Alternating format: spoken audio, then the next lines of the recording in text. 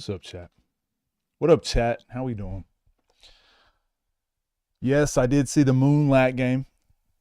I probably shouldn't spoil it, but I will say it was a very good game. Went down to the wire. How we doing today? Alvaros, Crazy Cam, Dennis. I see you in there, Freaky B. What up, Map? Mexico Map.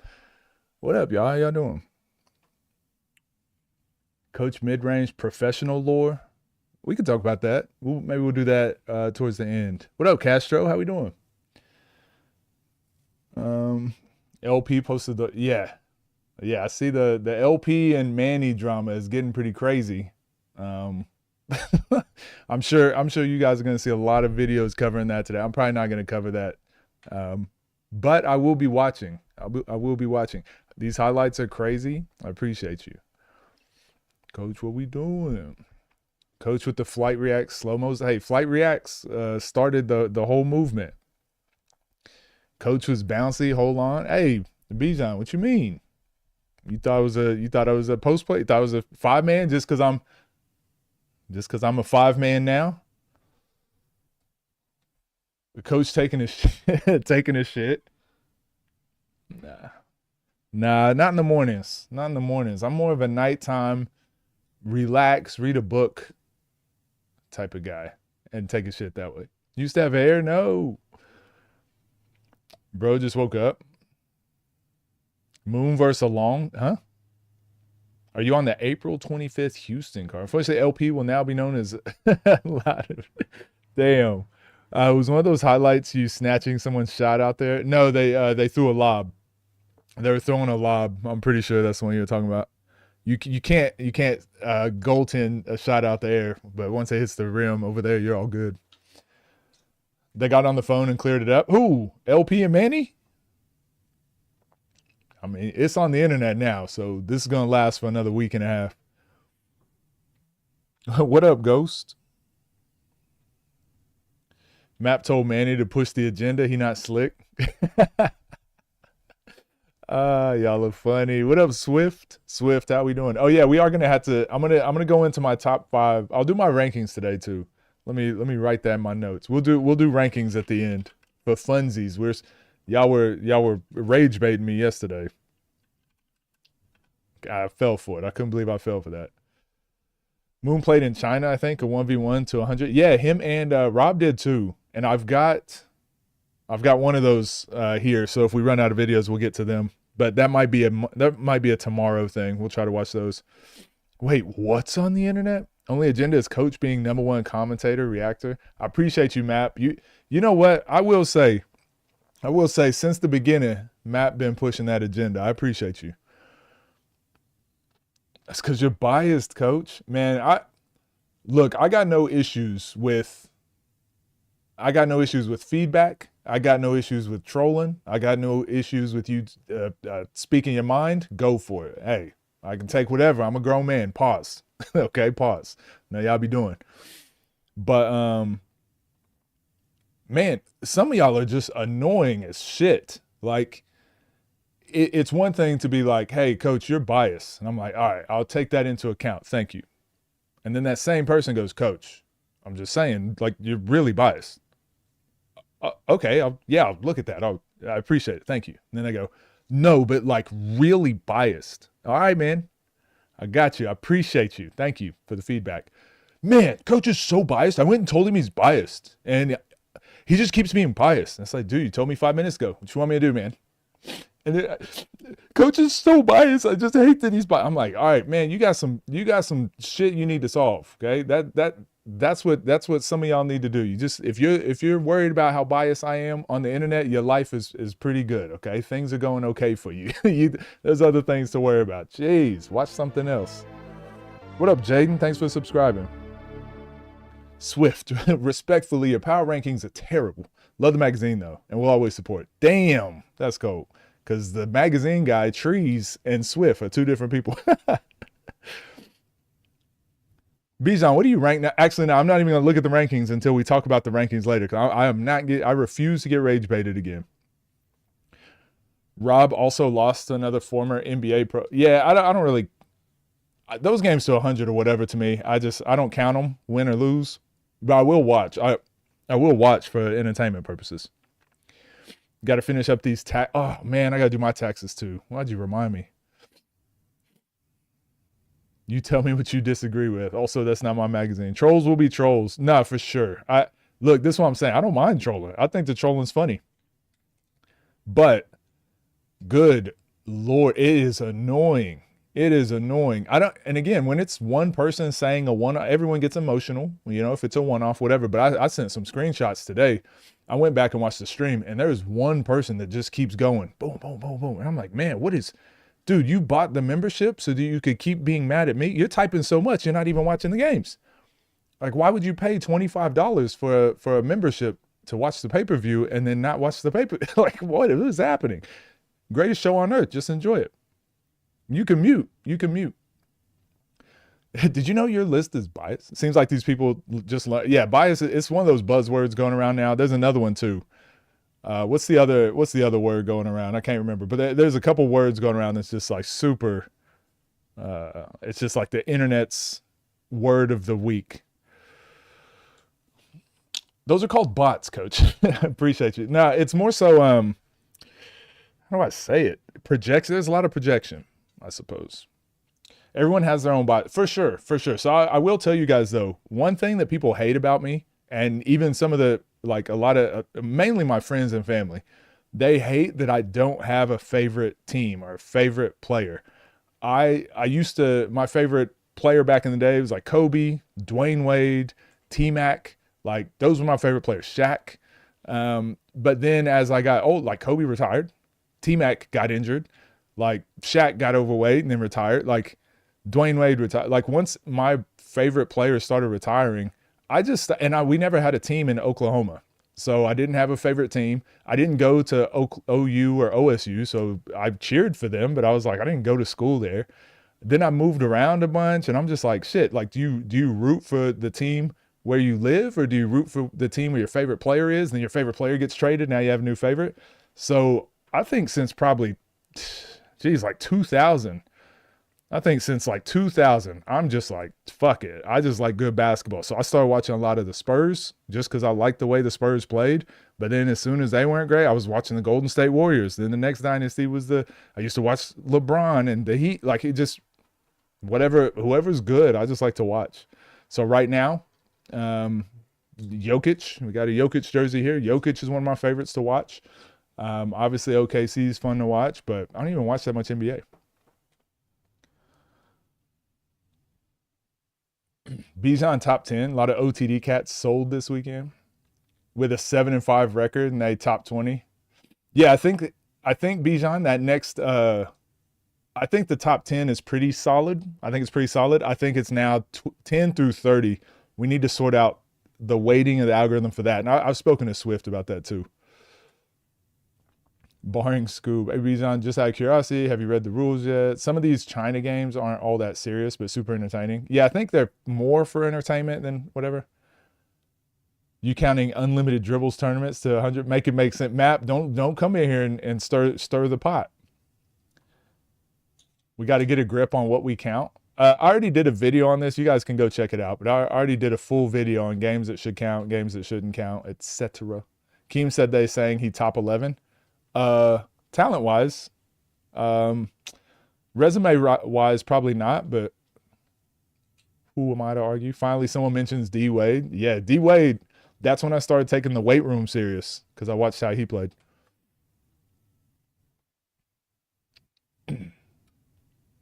Tournaments only section. These games to 100, it being Chinese. Tri-state players that need to get into the 1v1 wave. Yeah, what you got like the Instagrams or Robin Moon of like 20 games. Yeah, they've got more games than that too because they play other stuff overseas.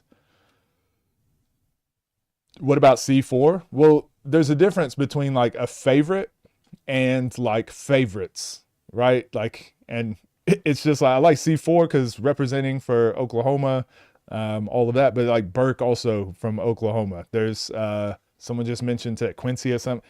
Whoever's from Oklahoma, I'm always going to cheer for them. But if they lose, they fucking lose. I don't care. Like, you know what I mean? Like, there's a difference between cheer, like predicting who's going to win and then like cheering for somebody to win. I just don't really cheer. I don't know. It's just if when I go to games with even if I go to like my son's events or whatever, I just don't cheer. I just don't care.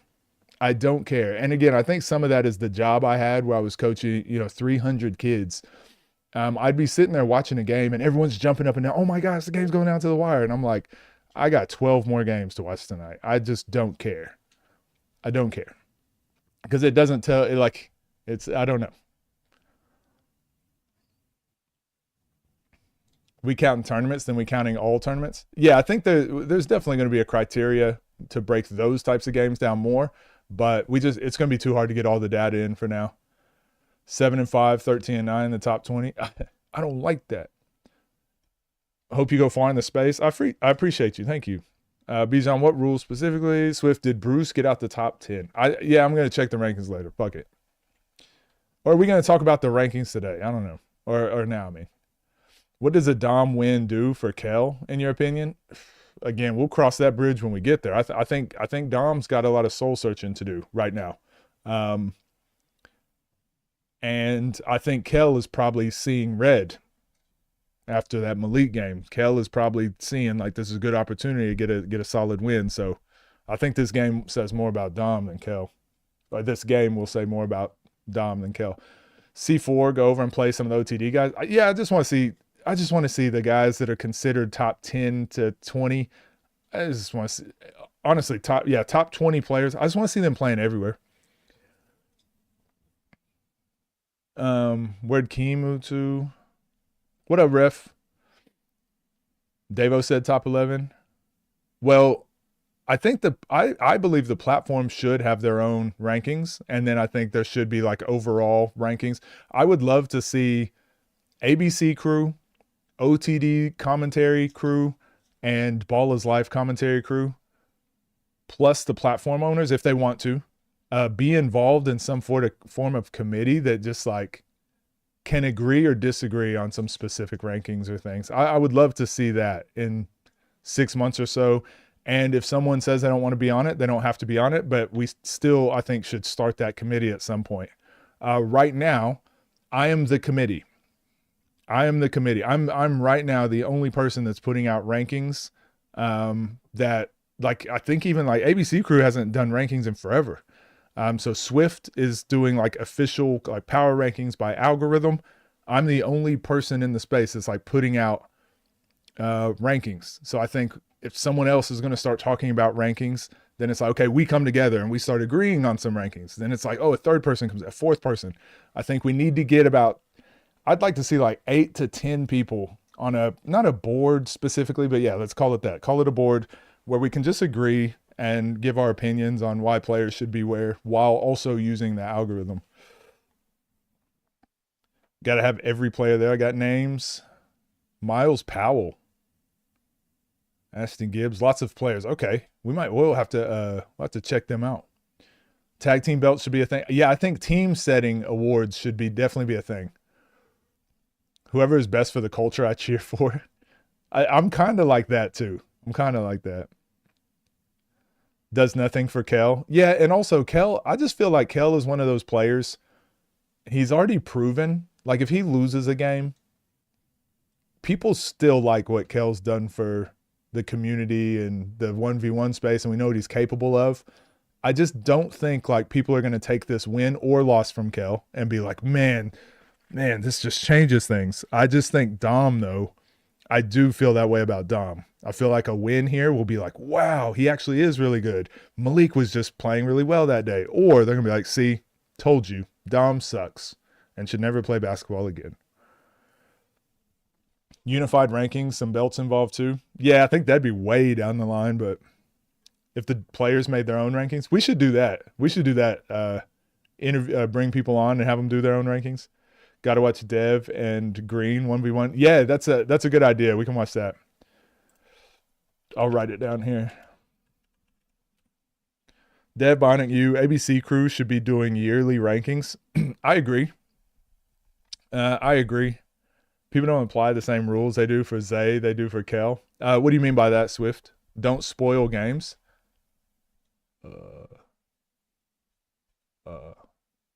Huh? What do you mean? What games? You mean the Moon versus Lat? I don't want to speak about the Moon versus Lat game. Nobody spoil that. But I mean, everyone already knows, anyways. But also, yeah, if y'all don't want to be spoiled by any games, like, please get off the internet. Please. You will be spoiled. I think Kel needs to earn a pay per view spot these days. People don't treat him the same after that Keon loss. Don't treat him the same after that Keon.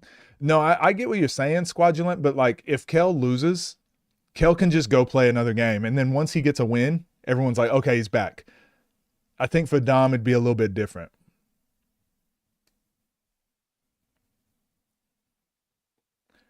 So when did losses and wins not really amount to anything? We got to have some principles set in place. All right, fuck it. You guys are, you're rage baiting me again. Good job, Bijan. Rage baited me again. We're gonna look at the rankings. We're doing the rankings first because Bijan Johnson rage baited me. Bijan Johnson and Map, Freaky B and Mexico Map have rage baited me into talking about the rankings, which I didn't want to do until the end of stream, but here we are. All right. Lord have mercy. What have you done? Okay. So Bijan is upset with the rankings, and rightfully so, because Swift Hoops rankings suck. They're trash. Okay. They're pretty bad. They're really, really bad. Bijan's number 26, 4-1. Wait, I think the problem is Bijan doesn't have all his games.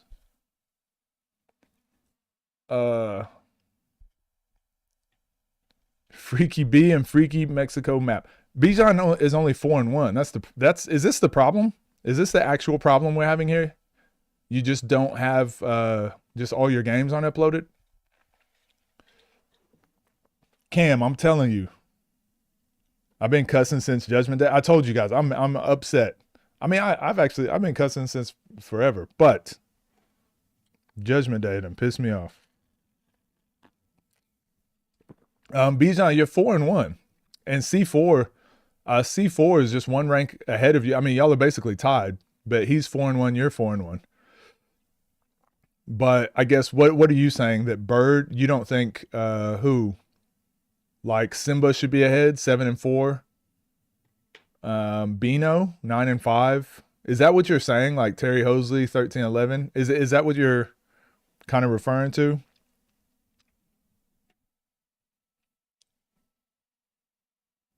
Deuce and BDOS game was crazy. Yeah, it was. We watched it on stream. Somebody with a 7 wins and 5 losses is ranked over me. Well, you're only 4-1 on here. Well, yeah, we can't take into account the 6-1 if they're not on YouTube, right? Are they on YouTube? If they're on YouTube, then they'll be on here. This only takes into account games that have been uploaded. Because it can't be reference checked. But yeah, any game that gets uploaded to YouTube gets added onto here. So if you're 4-1, that's why you're so low. Because the threshold, I think, to be ranked is 5 games. And right here would have you like just at 5 games. So you're kind of having the Rob. Somebody is 13-11. You barely. Let's look. Who's 13-11? Terry Hosley. Let's see. Oh, yeah, Terry Hosley. Let's look at why he's ranked where he's ranked. Yo, what up? Off the dribble in the house. So we'll look at Terry Hosley. Terry Hosley beat Uncle Scoob, which you didn't beat Uncle Scoob. Okay? Then he lost to Uncle Scoob, which you lost to Uncle Scoob. Then he lost to Moon twice and Cam, but he beat Malcolm Stevenson. Lost to Kel, lost to Nesco. Lost to Day Day, lost to Rajon, beat Sippy, and he beat Tuck. But then he beat Nesco, beat Mark, beat Maji, lost to Fombi, lost to Jawick. Yeah, I'm with Bijan. What's going on here? I'm with Bijan.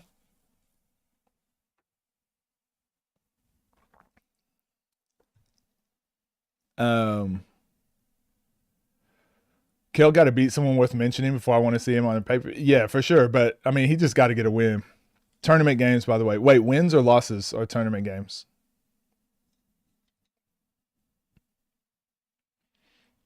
The program puts a lot of weightage on quantity of games played with very few exceptions. Hashtag invalid. I ain't lost since Scoob, so I get it, but I'm saying the rankings would make sense if I was 5-1, somebody higher than me. My game's not uploaded. So I would say the uploaded part, but also it's like the games played part. And I think someone said it in the chat. Who's this? Federa. Also, Federa, you got to stop dogpiling. When someone says something negative about me in the chats, you got to stop. You got to stop co-signing. But Federa, this I agree with you that this does weight heavy games played, but there's only a few people that it like weights heavily and it like messes up. Like Terry Hosley is like an exception. Cam is kind of an exception. Day, like some of these guys are like exceptions. It's not like every player that plays a lot of games is just ranked high, but it is really hard to rank like Day, who's 14-14, and then someone who's at the time of this ranking is like 4-1. But I do see like Bijan, C4. Where's Keem? Keem is 19, and he's just got one more game. He's just got one more game than Bijan. So it's like every game that you guys add onto here, it's gonna like drastically move you up. Like if Keem gets another win, like he probably moves up to like 11 or top 10. So I do think like not having 10 games makes it very difficult to rank with someone who's like 46-3. These guys are anomalies too. This top 5 is just stupid. But then once we get to like outside of Rob, so I'd say Tay. And this is what I said in my video where I talked about rankings. Outside of Bruce, my internet might crash or something. I'm getting called. Outside of Bruce, it's like everyone is like in these weird rankings. Cause it's like 13-11 is right by 9-2, and then 9-2 is right behind 14-6. So I think it's that 9 to 30 is like the next group that the algorithm needs to be like tweaked a little bit.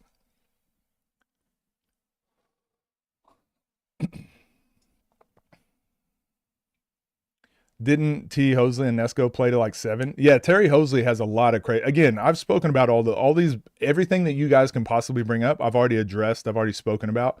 All of those games like count, but they're weighted different. And also like they're going to be exceptions. So there's not a lot of players that have those types of weird rules, I guess. Piccolo. What up, Sterling? That logic, Swift, double my gains and I'd be 12-2. I'd be top 5, correct? That's what I mean, bro. It's somebody. No, but also you got to take into account like who they're like. Rob is an exception. Rob is 12-2, and he's only number 7, but he's beaten. Who did he beat? Scoob, Zay. He's already beaten number 2 and number 3, and he's still only number 7. So it really does hinder the players that haven't played a lot of games. But I do think, I'm not saying you're wrong. I think, and I said this about C4, Bijan, Keem is another one. Honestly, LP before he just took that Zay loss was another one. But I'm like, those guys should probably realistically be like here, like 10-15. Under 75% win percentage should not be in the top 20. Is that something to weigh, Swift? Is that something to weigh? Like, is there a way to put it? Like, if you're not 75%, if you're not 70%, 60%, that it weighs against you? I wonder if that's a way to change it.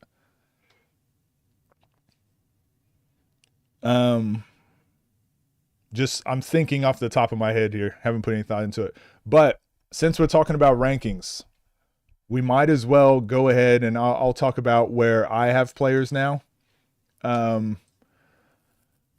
We'll talk about my top 5. My top 5 has changed. I think I can go do my rankings here. You guys should go do your rankings too. But I don't even remember how to do it. Community rankings. Everyone can go do your own community rankings. But what I had, this is what I had last time. So last time we did our rankings, I had Nas number 1, Zay number 2, I had Scoob number 3, Moon 4, Nesco 5, Rob 6, Bruce 7, Kel 8, LP 9, and Fombi 10. And then this next 20, I don't really care about because it doesn't have all the players. So I don't have more players to do. So don't worry about anything. 10 and onwards. Actually, let's go to 15 just for fun. No, we'll go to 12. We'll go to 12 just for fun. Let's change some things around. So one thing that changed for me is definitely this one. Where's he at? Malik. We gotta swap those. I think almost completely just swap those. Where did I put Malik? I think Dom kind of hurt his stock quite a bit there. So I'm gonna put Dom about right there. Malik number 12. I think he should be above Frigga, above Cam. Let's look at Tay, Fombi. I think Fombi has lost one since this time, and I don't think Tay has played. So I'll speak about this a little bit later. Oh no, Tay did play. Tay did play in that same span, and he won. He beat Mike Bruce, right? So I've got Tay over Fombi, number 10, 11.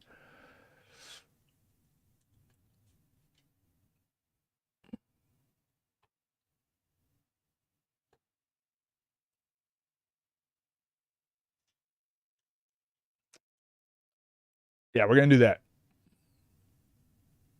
We're gonna do that. We're gonna put LP out of the rank. Like I said, I'm only going to 12.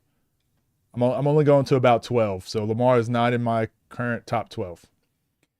So that means Tay at number 9, Fombi at 10. Kel and Bruce.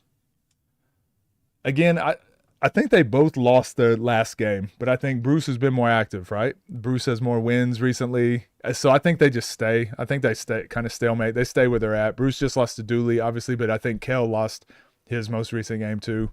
But Bruce has also won more games in that time. There's going to be a switch up here. My 4 through 6 is going to change. I believe I did this about a month ago. I think I did this about a month ago. Since this time, Rob Cologne has not played a game, but Nesco lost. So I'm going to move him down. Nesco lost to Jerome Randall.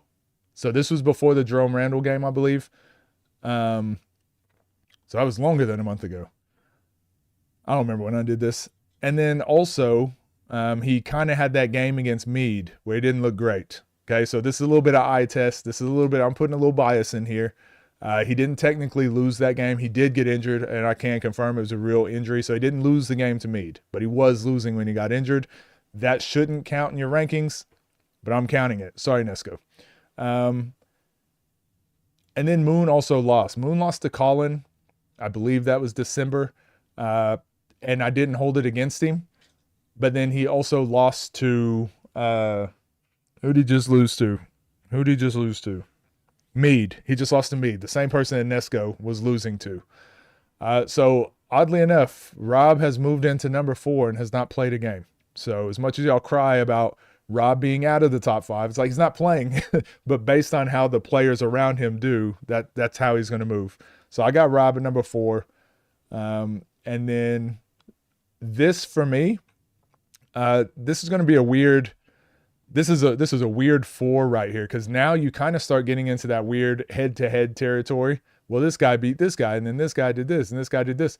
I'm not going to do head-to-head again because it would start bringing in other players that don't deserve to be in the top 5 if we graded by head-to-head, unless there's a tie. And I think Uncle Scoob's record of, what is he, 60, 61, and 16, and then Rob's 12-2 record, I just can't. It's way too hard. It's way too hard to compare those. So I'm going to keep Scoob at 3. And again, a little biasness, a little eye test, which shouldn't fully sway your rankings, but I'm sprinkling a little bias in here. That game that Nas and Scoob had, I went back and rewatched it. Scoob had so many chances, so many opportunities that if he just made one of those shots, we'd easily be like, yeah, he's number 1 by far. He's number one by far. So the fact that he's so close to number one and then barely lost to the number one guy, I think that's good enough for me to leave him at 3. So I think Uncle Scoob at 3. One thing that changes that this top 5 ranking is not going to truthfully reflect here, as although I still have Zay at 2 and Nas at 1. Man, this is as close, I think, to a 1A and 1B situation as you can get. I think every couple hours, I'm like, man, Zay really should be number 1. But I always switch back. The last thing I always come back to is like, that Nas just hasn't lost in over in 3 years. That's the one thing. I do think Nas not losing in 3 years and Zay beating him in head-to-head game to 11 3 years ago, it's as much as splitting hairs as you can get when you're trying to decide who's number 1, who's number 2. So if anyone says that's right, Kel did win in the UK. You're right. So Kel and Bruce, again, they had pretty much the same thing. 1-1. Both of them won a game. Both of them lost a game. So I think it stays. But Kel has a chance to move up with this game he's got coming up. But yeah, splitting hairs with Nas and Zay. If someone says they have Zay number 1, I wouldn't argue. I'd go, yeah, that's fair. And the fact that, yeah, they're so close. This is what tells me, and we spoke about it yesterday, this is the rematch that has to happen. Let the basketball sort itself.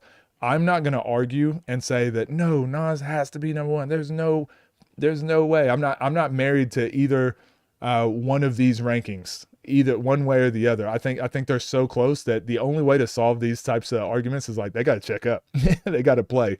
So, yeah, for me, I still, you got to pick one. I don't like just being like, they're tied for 1. Everyone wins. I got Nas number 1, Zay number 2, Uncle Scoob number 3, Rob Cologne number 4, Moon number 5, Nesco 6, Bruce 7, Kel 8, Isote 9, Fambi 10. And this is very fitting. Malik 11. This is probably the biggest change I had on my list. Malik and Lamar, the biggest changes on my list. Malik, I didn't know where to place him. I just had no clue. But now after seeing that, definitely earned my respects. 11. And then LP, he just proved that like you gotta get a big win. Unfortunately, he's just gonna have to get a big win, and he's gonna get dragged through the mud until he does that. Unfortunately, I feel for him, but I mean, he talks so much trash that he kind of brings it on himself. So that's my rankings. You guys should go make your own rankings on here on Swift Hoops, and let me know what you guys think. Where did I get it wrong?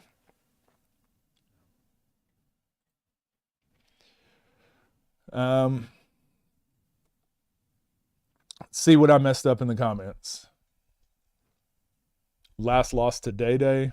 We have the same list now. Me and you, Scrappy, bring Nesco and do some rankings together. That could be. I mean, that'll be tough because he's in the rankings. I'd love to do that though, but might be controversial. Kel is on a 5-game win streak since he lost. Is he on a 5-game win streak or?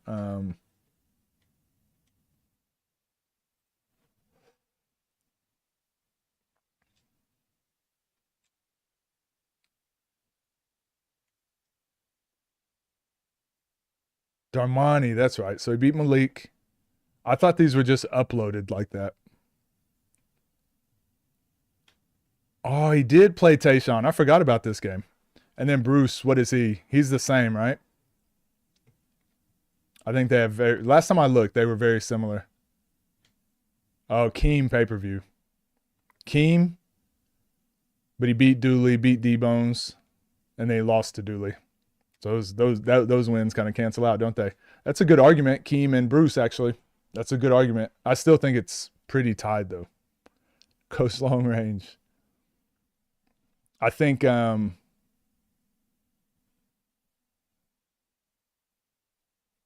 those ones are pretty close too. If anyone swaps Bruce and Kel, I wouldn't have an issue with that either.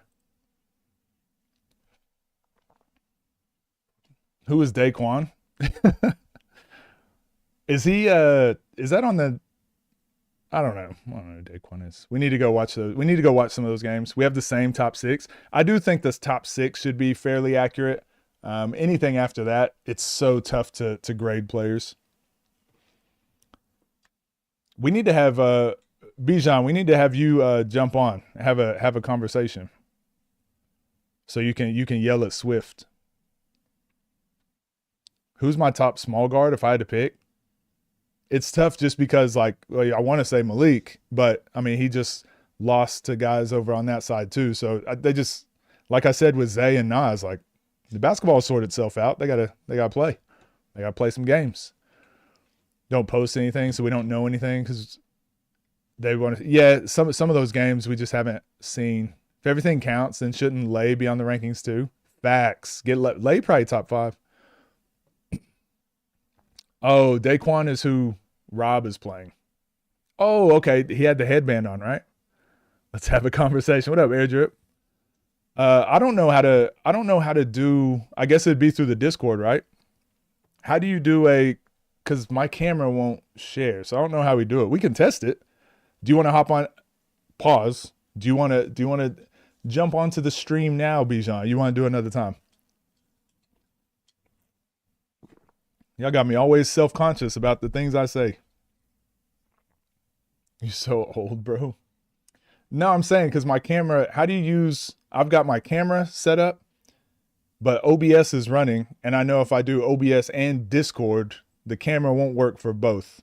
So I don't know how we'd get Bijan up here to where you guys could see him and see me.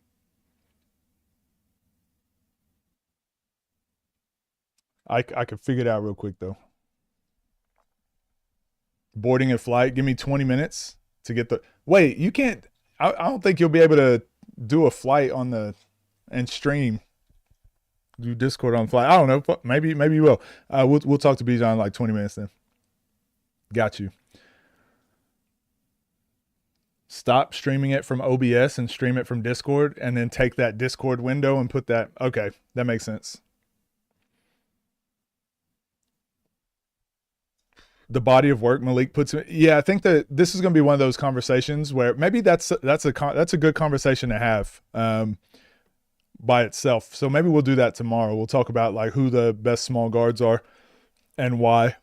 So you guys start getting your arguments ready for why you have Malik at number 1 or Boog, Zoe, some of those other guys. Let's get those arguments tomorrow.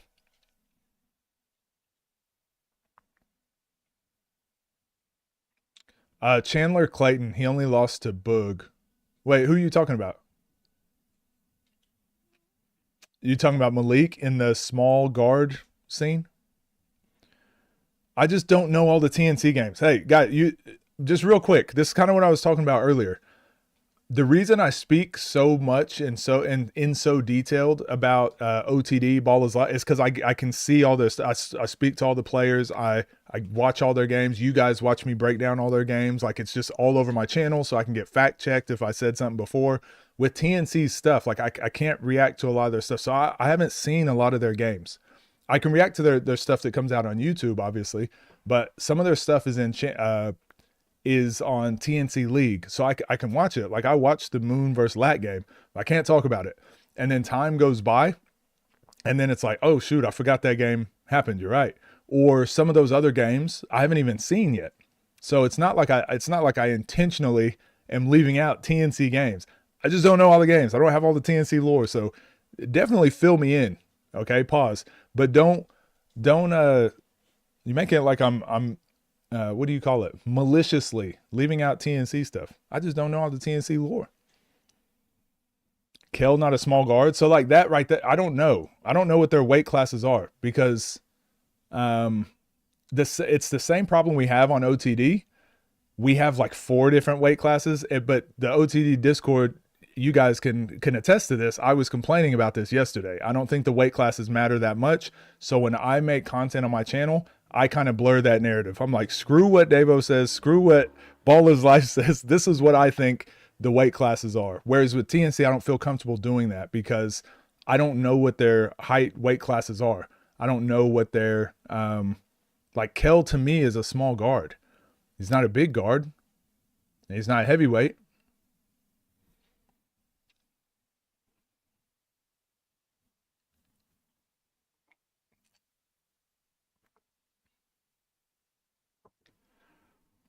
all Malik games on YouTube. Well, we've broken down Malik games. I'm speaking more on like Kel not being a small guard, but like some of the Zoe, Boog, Moon versus Lat comes out on YouTube Friday. Oh yeah, we're reacting to that one.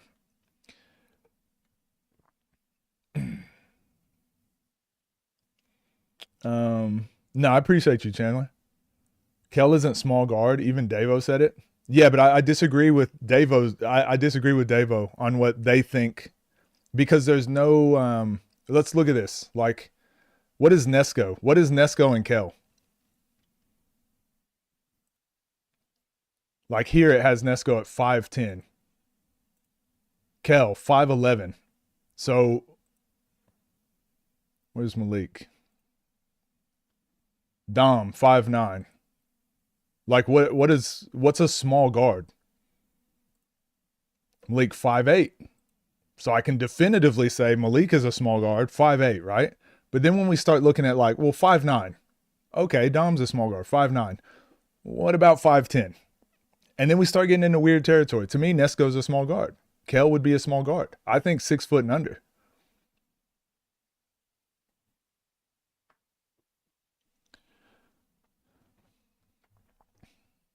Who is ranked over Keem? Why is Bruce ranked higher? My chick, I just said, I'm not sure if you heard 2 minutes ago probably.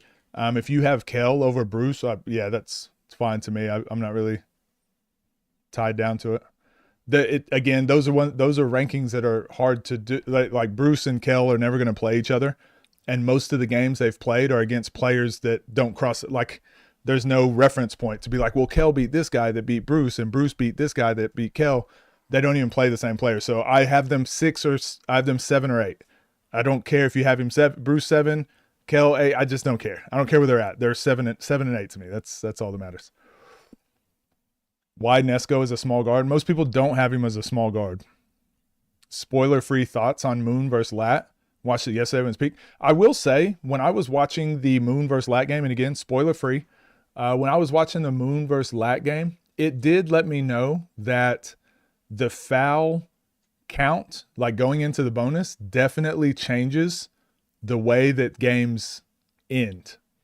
And what I mean by that is just like, without the foul count, it almost always, especially those really good games against really good players, get to a point where both players are like battling through. It gets to like a battling through point. And so that was one of the main things that stood out to me.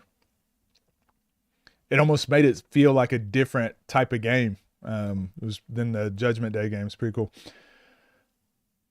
Got some spoilers. Did you watch Keon versus Dre? No, that's the first game we're going to watch today.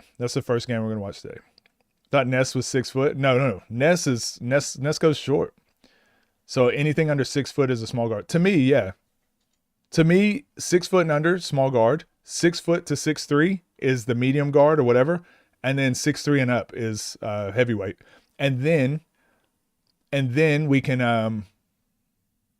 have like disagreements on, like if someone is 6'8" and they're playing someone 6'3", we can be like, maybe the 6'3" guy should be in the small, the medium guard category. You know, like we can have those conversations, but people hyper fixate on it. I think there's no meaningful difference between Nesco and Malik and Kel and Dom. I think the best player will prevail. And Swift made a good point. Swift pointed this out to me. But Scoob and Nas is the perfect example of that. Like what weight class would Scoob be in? Scoob 6'1", 180. They got Nas at 6'3", 215. Nas probably 6'2", right? They're about the same. They're probably 1 inch height difference, but the weight difference is insane. But why would Scoob be in a different category? Why would Scoob be in a different class than Nas? Why would you put them in a different weight class? I don't get it. Are we going by weight? Or are we going by height? We need to, actually, that's another thing. Hey, let's push this narrative. Let's stop talking about, it's no longer weight classes. It's height classes. We got to stop. We just got to stop. Everyone gets it misconstrued. It's height classes. Okay. We're going to start talking about height classes. So for me, what's the difference between Nas and Scoob? Why would they not be in the same height class, height category? They're going by weight. That's so dumb. They're not wrestling. They're playing basketball. Height and wingspan. We're going by weight. All right. So what is Moon? Moon weighs 160. What does Malik weigh? Malik weighs 180. So are they in the same weight class now? Like that, right? Height class matters, not weight. Malik weighs more than Moon. That's so stupid that they would be in the same weight class, or that Malik would be in a higher weight class than Moon.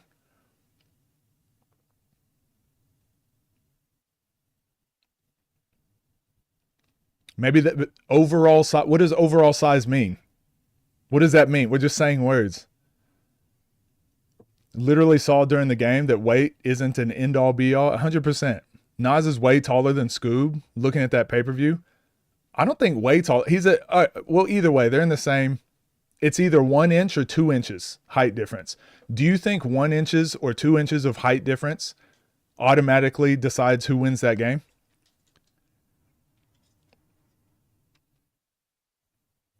This is the narrative stuff I talk about that we do way too often. To me, 6 foot and under is a small guard. 6 foot to 6'3" is the medium guard, and 6'3" and up, 6'4" and up if you want to. We can go 6'4", but I think 6'4" and 6 foot is kind of a big. 6 foot to 6'3" is that medium guard class, and then 6'3" and up, 6'4" and up, whatever.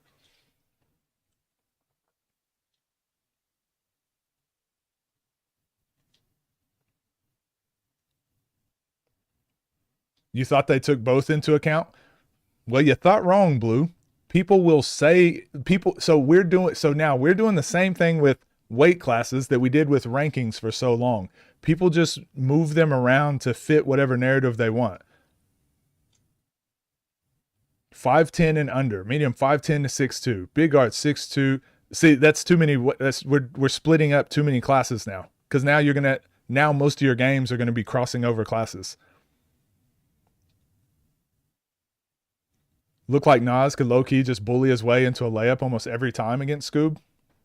Yeah, and it also looked like Scoob could just run around Nas every single time too. So it's like this, yeah, it's chess battle. That's what basketball is.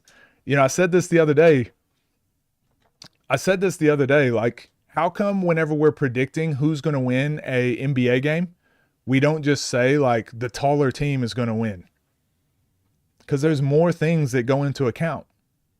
There's more things that go into account than just height.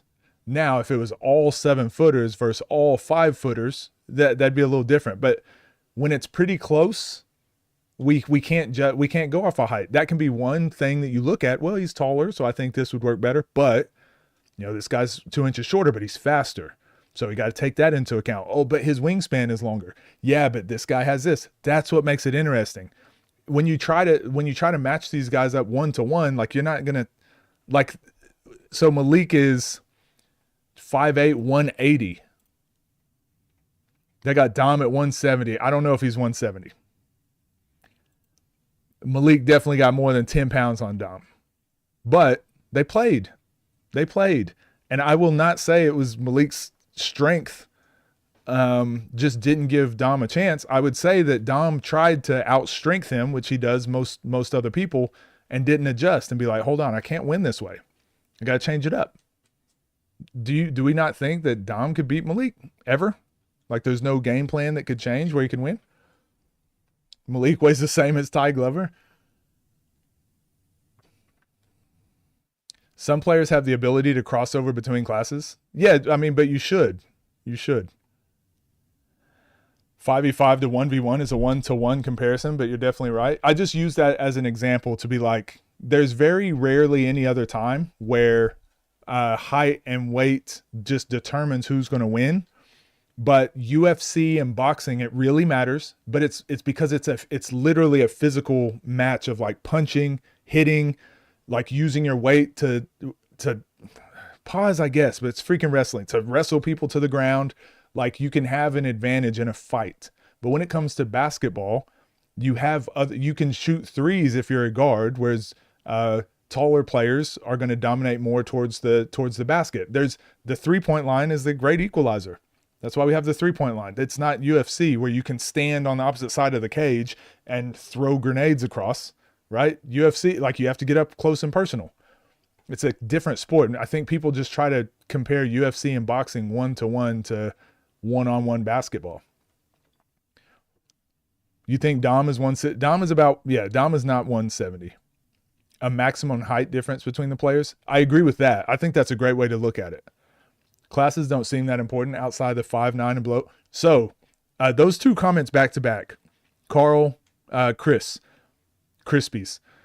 those two comments back to back kind of are where I've been thinking the last couple weeks, that we don't want to match up 6'7" versus 5'9". That feels really weird, right? But then also, I don't really care about 6'4" to 6'7". It just doesn't. I don't care that much.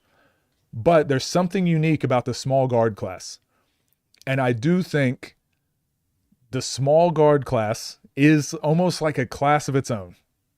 It's like the play style. I spoke about this the other day, but it's like the play style they have, matching them up against each other, just like seems like a different thing. But then also they're typically not post players. They're typically not just slow, lumbering, like shot blockers. They usually have moves. They play quick. It's explosive. So for me, it's like the small guard class is really important. But that's 6 foot and under. Everyone else can pretty much play against each other as long as the matchup makes sense. So for me, let's worry less about height classes or weight classes and just worry more about, like, does the matchup make sense in the first place?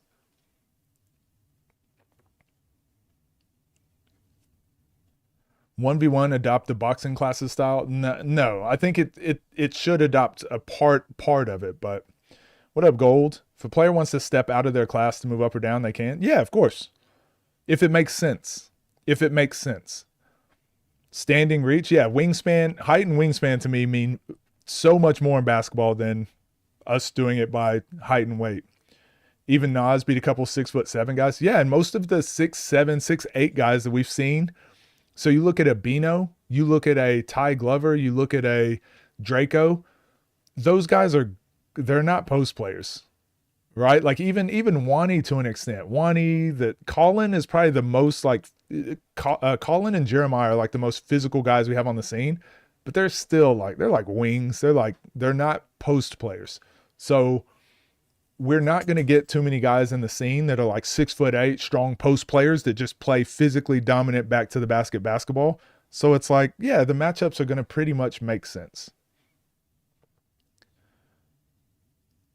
Scar can play taller players. Dom literally just beat Bronny in ones, 11-9. I mean, I was there. I was the ref, though. Like, take that into account. I was the referee. Can't wait for the breakdowns. Yeah, we'll get into them after we finish arguing. Bijan came in here and stirred the pot today, so guys arguing. Bronny is literally a filler player. No disrespect to him, but he's not a premier ones guy. He's more of a team player for in season. I mean, for now, Bronny's he's pretty good. He's pretty good. The problem is there's just not a lot of matchups for those heavyweight players, so we just don't get to see them much. And when you put them all on a court together, as we saw with that 3-on-3, it just doesn't look great. Right, because the court spacing isn't as good. Like everything's crowded. They're not quickly getting into the gaps and kicking the ball out. But yeah, they're still good players. Scoob belted Ty Glover. Malik is like 6'4", 230, and shot straight through. Exactly, exactly, Baby Durant. I agree with that too. Yeah, Jeremiah's cold, but he doesn't have the experience. And like I said, it's mainly because he's played his matchups he's supposed to play. There's just not a lot of those guys to be playing against each other. Coach was biased reffing. Yeah, he said that, but he lost as well. Honestly, I'll be completely honest. I just wasn't calling anything. I just wasn't calling fouls. But that should have benefited him, right? It should have benefited him.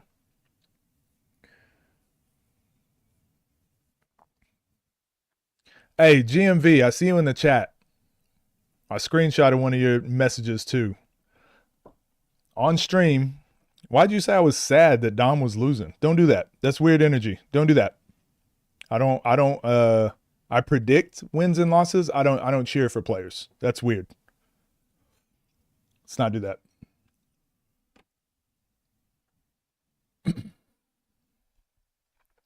I want to see that game regardless of the refs or camera work. I'm trying to remember if they recorded. I'm trying to remember if they recorded. I know there was camera guys, but I didn't know if they were taking photos or if they were recording. Players really adjust their weight to their play style no matter their size. I don't really want to watch an SGA versus Zion 1v1, even though they're both 6'6". Yeah, to me, the most important thing is the matchup just needs to make sense.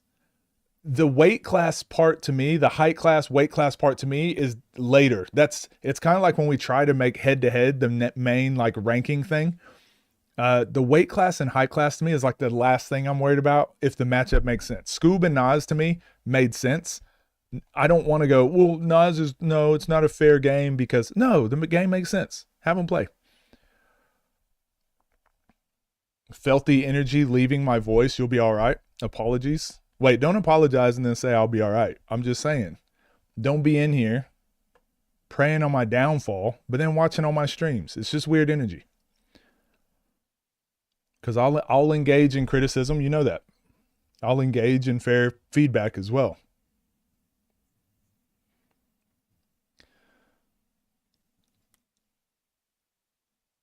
His name is Jeremiah. I actually feel like that was your best commentary because it seemed like you didn't have any bias towards any players. Yeah, GMV feels otherwise. This version of Scoob looks like he has a deep bag for Nesco. Yeah, I don't know what Scoob channeled this game. I don't know what he channeled, but geez, he was on one. I was really impressed by Scoob. That was the embodiment of what 1v1 basketball is, just improving so much every time. Nah, you'll be all right. Hey, GMV, you'll be all right. See, I control too. Only significant height differences should matter. Nah, the only reason I'm addressing that is because there's a lot of toxic trolls, okay? So when y'all say things like that, and there's other people saying that stuff like that, it brings up the toxicity. Scooby doing black magic and pay-per-views. Street Stars doing a lot of trolling for going 1-2. Well, the main reason they're doing all that trolling is because of LP. I don't think they're trolling too many other people. I think the ball got too sweaty, so he couldn't do the moves he was doing at the start. I don't think that, Oliver. I do think that like that fatigue does catch up to you, right? Scoob and Nas are like two of the most in shape players in the scene, but we're finally seeing like, hey, they even get tired at some point, and it doesn't mean they get tired and like they just give up. But it's like that mental fatigue, that mental stack. When you're thinking of changing your game plan, you're concentrating on your shot, you're concentrating on your dribbles, you're concentrating on what move he just did and what he's going to do the next time. Your brain gets overloaded over the course of 45 minutes, you know? And so at the end of the game, Scoob was still doing the right stuff, but maybe it was like when he'd plant his foot, maybe it just wasn't exactly where it should be. So he had to go a little further out. So now the basketball goes further out. Now Nas bumps him. It's like things start to snowball. So I don't think it's not an excuse. It's just that's what ultimate competition looks like. Like when you get down to the nitty gritty and both players are tired and both players are trying to execute what they've been practicing for months, it's just like who's going to prevail and hit that next shot? Who's going to prevail and make that next play? And that's exactly what we saw. Could have gone either way. Super impressed by both of them. That wasn't Scoob. That was Black Ghost. Who you got for the NBA championship? I don't know. I won't know until playoffs start. I don't watch the NBA till playoffs. Scoob always looks like he's about to fall over and never does. What up, Dylan? Need to be banned from pay-per-views. What was Manny talking about in regards to LP talking about Nesco? I didn't see that. I didn't see that. I remember they were talking about that in the face-off, but I think they cut, from what I heard, they cut a lot from the face-off. So there's more context there, but I don't know it. You and Nitty? Yeah, I thought Nitty was supposed to be there commentating. But again, because it's Ball is Life and OTD, I think they're still trying to figure out how like one from each side rather than having two OTD. One ball is like, they're trying to do that crossover. So Jeremiah can definitely play a Nas and other cats in the heavyweight. Oh, I don't know. I don't know. The problem is GMV is like Jeremiah doesn't he I don't think he can shuffle his feet well for those types of matchups. I think he'd be okay. Like he's no scrub, he's no slouch, but it's just some of those guys are too laterally quick for him. Chest bump was getting LP. He has matchups I think they saving from him. How you feeling today? I'm good, Dylan. I'm good. We're about to do quite a few breakdowns. I just wanted to catch up with my chat. We've been here for about an hour. Damn. We might do a long stream today. Defended the drives well. Hey, I still think not LP's defense for one play is still top 3 in the scene. But that's not what basketball is, right? You can't take 5 plays off and then have one great play. You got to be able to sustain it. I would rather have a player on my team that plays okay defense for 30 points rather than someone who plays great defense for 5 points and then the rest of the time is average, And I'm not saying he only played great defense for 5 points. It's just that was an analogy. Dom ain't trying to play Malik. I heard, so I knew there was going to be a lot of drama after this weekend. I heard that Dom is not doing great. I mean, as far as like, he's not making great decisions or making a lot of friends, it seems like. But I don't really try to get into the drama too much. And then same thing with the LP Manny stuff. I typically watch those videos and laugh, but I don't get too involved. They're grown men. They got to solve that stuff themselves. Manny said, LP said, Nesco too small. Okay, that typo ruined the whole thing for me. No, I got you. And LP said Nesco close. Okay. Nas's corner was phenomenal. Honestly, Street Stars were too. I went back and rewatched it. Both of the, like, that's what I meant. They were just the embodiment of 1v1. Both team games were really well run. The coaches, everything was great. Trey Burke would have played Nas at the same weight class. Who I need to call out, I'll let y'all pick. Yeah, someone get Bijan. Hey, guys, who should Bijan? Bijan and Keem?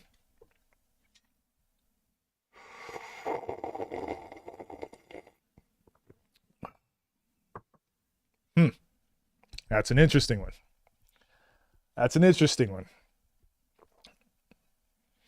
Haven't seen any of Jeremiah's games. Yeah, he's only got like 3 games, I think, on the scene. And I think there's 1 or 2 that haven't even come out.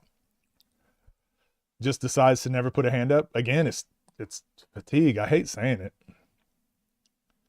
Bijan Flight already touched down. No, I think he's on the plane.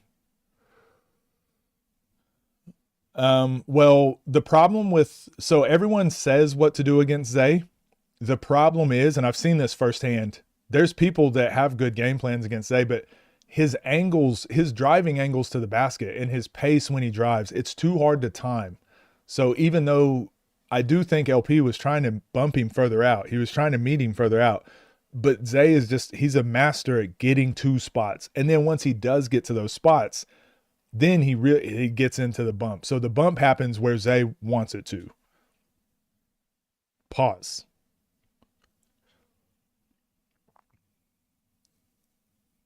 Nitty as a corner man is worth the equivalent of the entire Street Stars. You might be right. Nitty a little bit unfair with the coaching. Who do I got? With who? With what? He beat Kyrie Walker though. Backs. But Kyrie Walker, that game that got posted, it was actually way longer than what got posted. I won't say too much on that. Real matchup of TNC OTD Ball is Life. I don't think that for the time being, I don't think the platforms will come together and do an event like that. But I do think we're going to keep seeing these small crossovers, like what we just saw with Malik and Ryan playing. I do think like Dom is going to play on, he's going to play Kel on another, like we're going to get these types of crossovers for the next like 5-6 months, I think, before there's any conversation about the 3 platforms joining up. Yeah, Nitty kept telling Nas go straight downhill. Bijan versus Scar or AB? I don't like either of those matchups. I think Bijan versus Scar would be like good resume, but I think Bijan needs like a top I think Bijan needs like another chance at a top 10 matchup now. And same for Keem.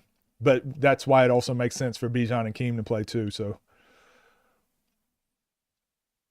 Bijan, Margarita, AB.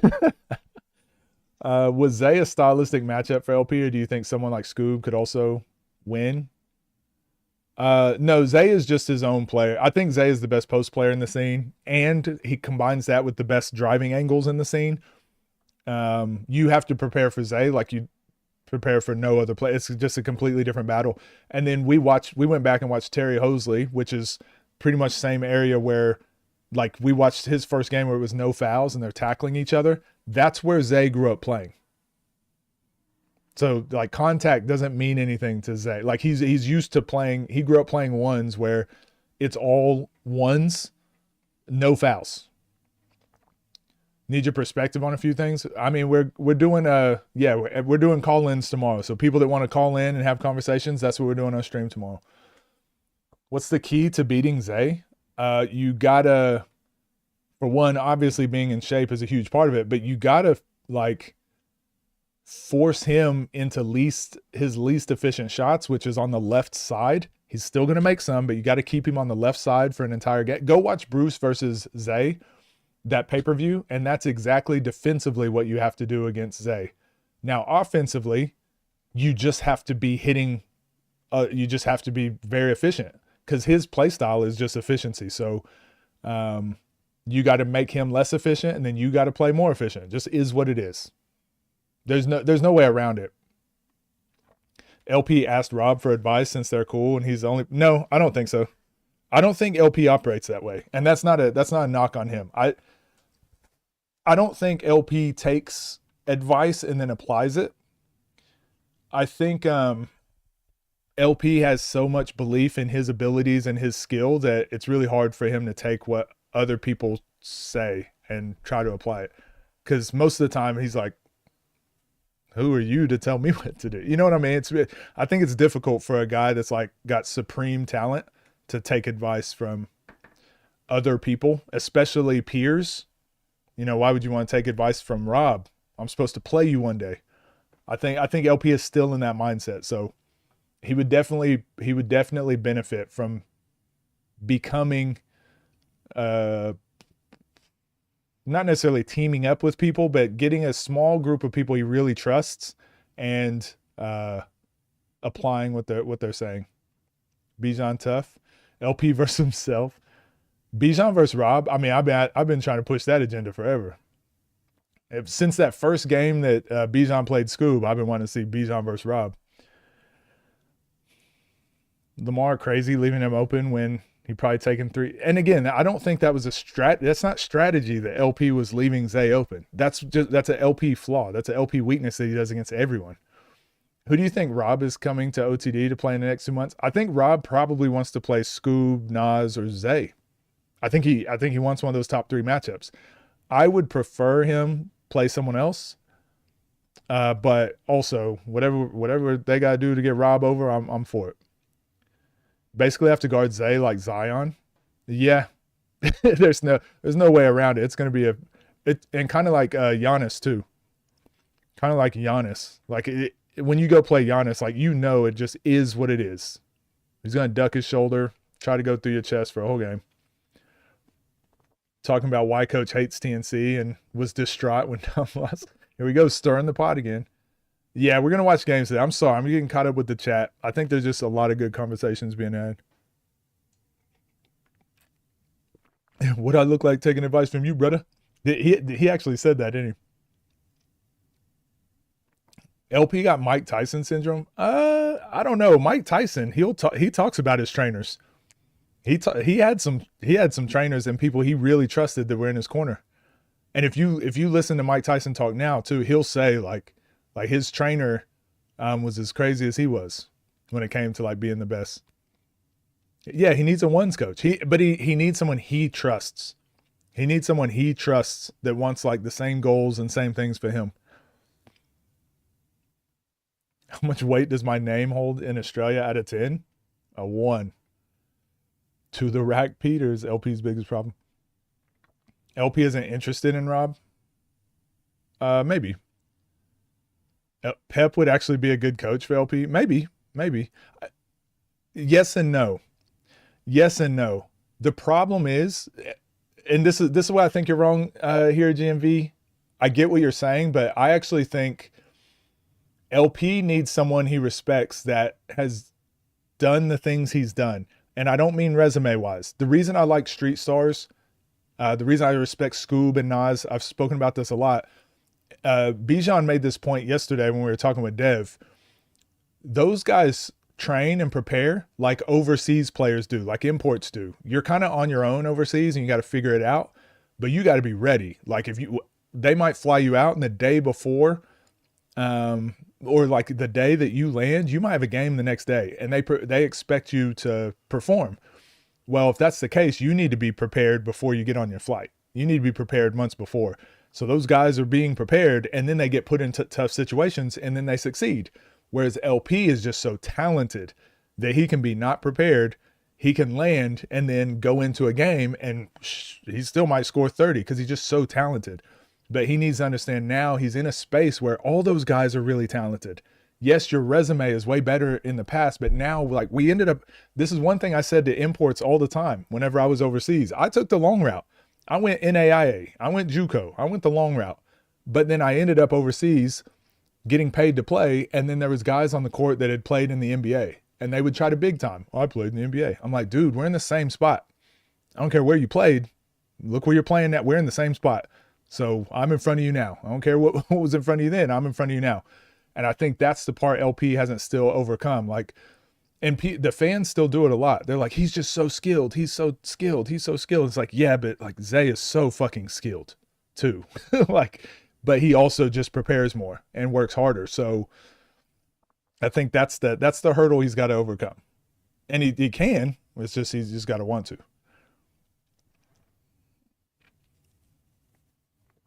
LP and the Street Stars, like, well, to a point of like it's basketball and they respect each other as men. They respect each other as basketball players. I don't know if they like each other. I don't know if they like each other. Bijan, who do you want to play? Yeah, true. Who does Bijan want to play? Best at executing, following his game plan. Zay, well, right, Zay, Nas, Scoob, Bruce, definitely. They understand the one scene more than anyone else at the moment. But also Keem. Keem is an expert at game plans. Malik, from what I saw, is an expert at game plans. And he said, he's a friend of the show. He watches the channel. And he said, your stuff really helps. But I talked to him before the game and I was like, one of the things that concerns me is this, blah, blah, blah, make sure, blah, blah, blah. And he's like, yep, no, I already know. And he's like locked in. I'm like, oh, sometimes I go talk to players and they're like, you can just see it's like in one ear and out the other. But then there's some players you talk to and they're like really engaged with what you're saying and they try to apply it. I'd say Moon is another one. And I've never even been around him, but I can just see it on the games we watch when he's coaching people. I think Moon understands basketball like very few people. Frank Nitti, obviously. There's some guys in the scene that just understand basketball at like an elite, like different level. I'd say Nesco, but not recently. But Nesco up until last December.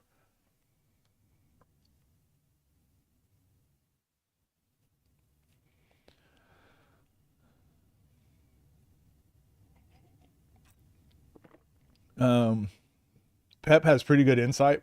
Yeah, and I didn't mean that to demean Pep. I just meant like I don't think Pep understands that level of preparation and that level of discipline and what LP needs. But from a pure skill set game plan, I think Pep is really good at that stuff. And he does it for a job. Like he's a trainer. And you can tell he understands the game. He gets basketball. But I think there's always another level to where mastery. And I think LP is and I said this yesterday, 5% away from being elite, an elite master at his craft. He's 5% away. And that mastery part is what most people can't overcome. So that's the difference between my favorite player of all time, T-Mac, and Kobe Bryant. I don't have a Kobe jersey yet. But that was the difference between those two. T-Mac was ultra talented, but he never mastered the game. Was that Malik's first pay-per-view? Yeah, I think it was. Never has a game plan. That's another thing. Doesn't know the rules, how many timeouts. 100%. That's a big one too. Players don't. There's some players that will come up to me like a day before, and they'll just be like, "Hey, are there any new rules? Like, what do you think about this? What about this?" I'm like, "Oh, this guy's like looking for advantages, thinking about the game." Then there's other guys that are just like, "No, thank." Reese. Hey, Reese is another one. I only spoke with him briefly, but he was really good. He came up. He came up to me and just asked a couple things too, and I was like, I don't even know if you need the advice you're asking for, because he was obviously really fucking good. He really dealt with like the OTD physicality well, but then he was also asking for advice. So I'm like, oh, he's another player that just thinks the game, doesn't just go out there and hoop. Think Moon would be perfect for Moon would be perfect for anybody's corner. I think Moon is probably the smartest. I think Moon is probably, from what I've seen, and again, there's some people that are incredibly smart, but they're just off camera. They just don't speak. But everything I've seen tells me that Moon is probably like the smartest 1v1 communicator on the scene. Nas obviously understands 1v1, but it's different when you're communicating that idea to someone. Same for Scoob, same for Zay. Like they get it. Bruce, I'd say Bruce and Moon, I don't know if you're going to find better communicators of basketball and basketball tactics and ideas than Bruce and Moon and Frank Nitti. Sorry. What's my Discord? I'll put it in the. We got 5 minutes and we're going to start breaking down games. Hold me accountable. 12:27. We're breaking down games. There's the Discord. Oh, it's not the Discord. Oh, because that's my. So my chat isn't working, but that's from my other account. But you guys can. I think. Did my chat just break?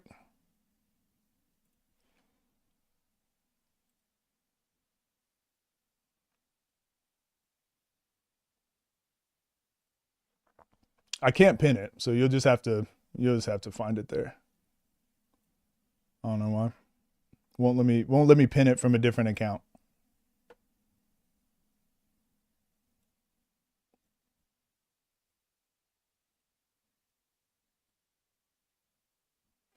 I don't know what the hell is going on. No spoilers or anything, but how'd you feel about the I spoke about it a little bit earlier. It's really weird because of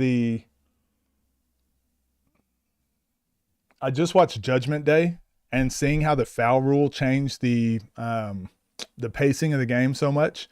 Then watching that game was, yeah, interesting. It was interesting.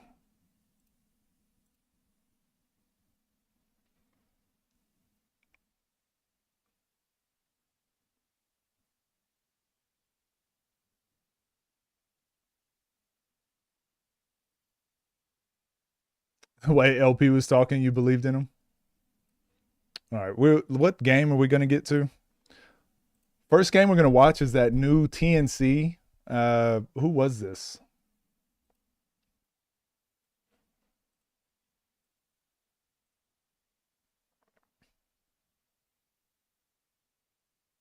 My chat's broken. I can't type in the chat. I can't send the Discord link. Can't type in the chat. I don't know what happened, but it's not letting me do it. But someone can send a link. Keon and Dre. Yeah, this is the game we're gonna do today. Oh, actually, we got quite a few games we're gonna do today. Would B. Ellis be a good corner man for LP since he's been studying the game and knows what people like to get to? So I think the same thing about B. Ellis would be it'd be difficult. Well, but B. Ellis would have some insight, I'm sure. I don't know, but there's a difference when it comes to mastery, and that's the part I'm trying to get across to you. Like, someone like a Moon has been in that top 5 for so long, and at one time he was like considered the best 1v1 player. Like, and he embodies everything about the scene. he understands what it was like to go from top 20 player to top 10 player to top 5 player to possibly number 1 player. He knows like what those different levels look like. So LP is at the point where he's like right there at the end. Moon can be like, hey, this is the part you're missing. I went through it too. I understand what you're missing. Watch this. And he can take him through some things and show him and be like, this is the part you're missing. Someone like a Pep is going to be like, oh, you're not working hard enough. You need to do this. And LP is going to be like, what? I beat you 30-0. So it's going to take someone like a Moon. It's going to take someone like a Frank Nitti. It's going to take someone like, it's just going to take someone that's been there and understands that last little bit. And that doesn't mean someone who's been in the NBA, because there's a lot of NBA players that never obtained mastery. There's a lot of EuroLeague players that haven't obtained mastery. There's just like LP is in this weird spot where he's too good to just hear basic advice, but he's not good enough to just not listen to certain players. So it's like a Bruce could probably give him some really good advice. Bruce, Moon, Nitti, those players that I mentioned.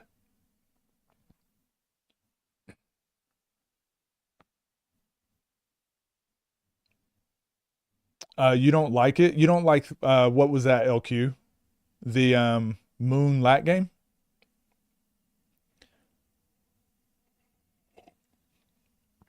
Me on that dial up? Yeah, I'm not sure what's happening with sometimes my YouTube chat, it won't open up.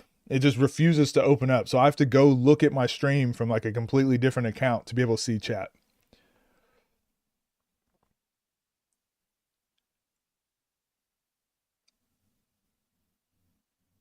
Just missing effort? Nah, he's got effort, but he's just got he's got effort, but he doesn't have that last 5% at top 1% effort, right? And that's not easy to get. Anthony Edwards, here's a good example. And this is why this is not a knock on LP. And I don't like that fans get to use this as a knock on him, because Anthony Edwards said the same thing. He was like, when I was about to get drafted and I did draft workouts for all these different teams, he was like, I went and did a draft workout with Golden State, and they were like, yeah, not really interested because you don't work out hard enough. And he was like, what? I was like the best one here. And then he said he stayed and watched Steph Curry work out. And then he realized like, oh, that's what they're used to seeing Steph Curry and Klay Thompson every day. So when they saw Anthony Edwards, they weren't really impressed. And that's where he learned like the next level of like what he needs to do to prepare and improve. It's the same thing when Chris Paul, everyone has this story. Chris Paul talks about it, and Gilbert Arenas talks about it.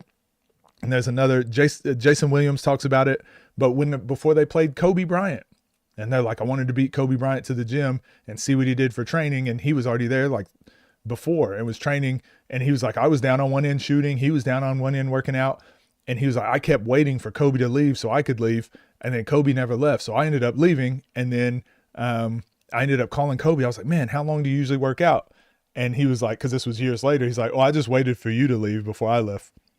So once you realize there's people like that in the league and you see what they accomplish, you go, oh, that's the level I need to, okay. Until you see it, you don't know. All right, we're going to watch this game. 12-27, lock in. You're right. Y'all held me accountable. Let's go. Let's freaking go.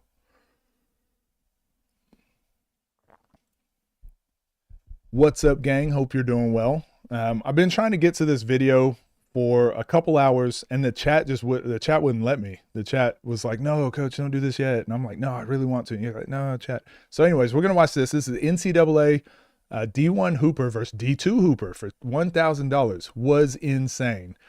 Let's get into it. Over on TNC, go like, go subscribe. I believe this is Keon and Dre. 26. I feel good, man. I feel real good. I'm blessed to have this opportunity to come out here and play. Keon Minifield here with the new season, with the next chapter. I'm just here to get it done, do what I got to do to help my team win. I'm pumped. Let's go. So much. Like, even in college, I used to go to sleep to watching y'all play and stuff. And I'm like, man, I'm going to get out there because I just like it. I'm playing Dre, seeing what he could do. He could hoop for sure, so I know it's going to be a dogfight for sure. It's not going to be like an easy one. So just got to be myself, and I see what he love to do, but I ain't gonna spill too much. Keon Minifield, I like him, man. I watched him when he was EYBL. I watched him when he went to Washington. You know what I mean? I like his game a lot. I respect it, but like I said before, I'm a Shark, so I don't like nobody over me. Why do you think they keep calling you the CP rock star? I don't know, just probably because I'm lit, young, get my nails painted, so I guess it fits. But I like my team, man. A lot of defenders. Wait, what'd you say? I'm with my boy Tate. I got the home. Did you say I'm lit? Get my net. What? Hometown with TG. I got Fonby. I bug with Moon, so I'm glad Moon picked me. And I like Bug. Bug be wildin'.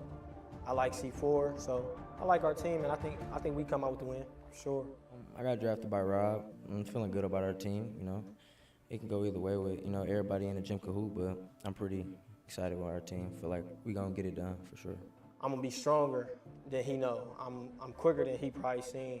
And a lot of people don't know I can jump. So all these things he don't know yet, he gonna have to find out in game. I'm gonna get some get back for my, you know, Michigan boys. So I'm just go out there, play my game.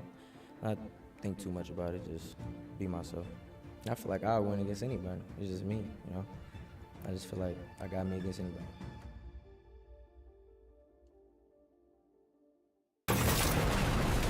Bam.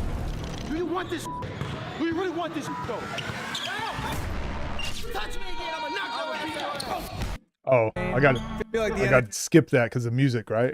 We've watched that one a couple times.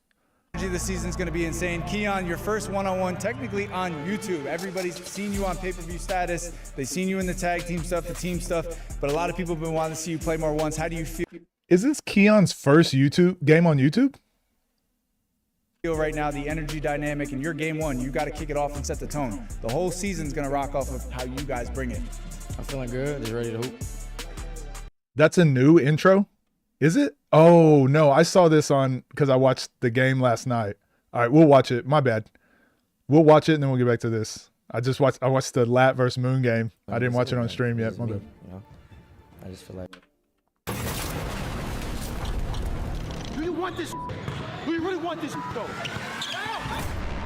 Touch me again, I'm gonna knock your ass out. Give me that shit. Yeah, I saw this. This is dope.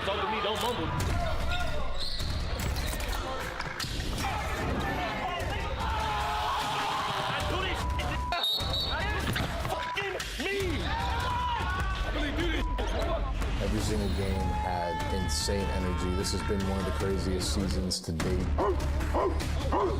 Y'all forgot!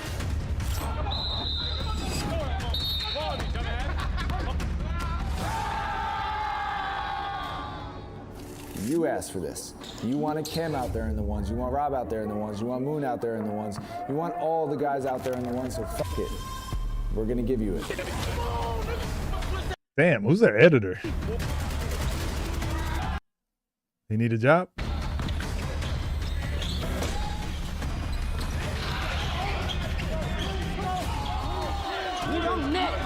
Knock your ass out of this bitch. You pussy. Basketball. This shit. You pussy.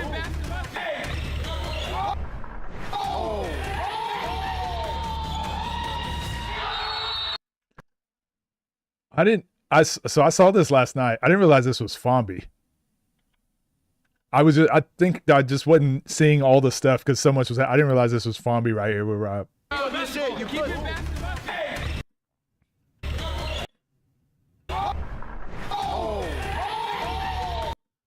Only thing I'm mad about is that Rob shot this from the 3-point line. He could have easily just shot this from the logo. I don't know why he shot it from here.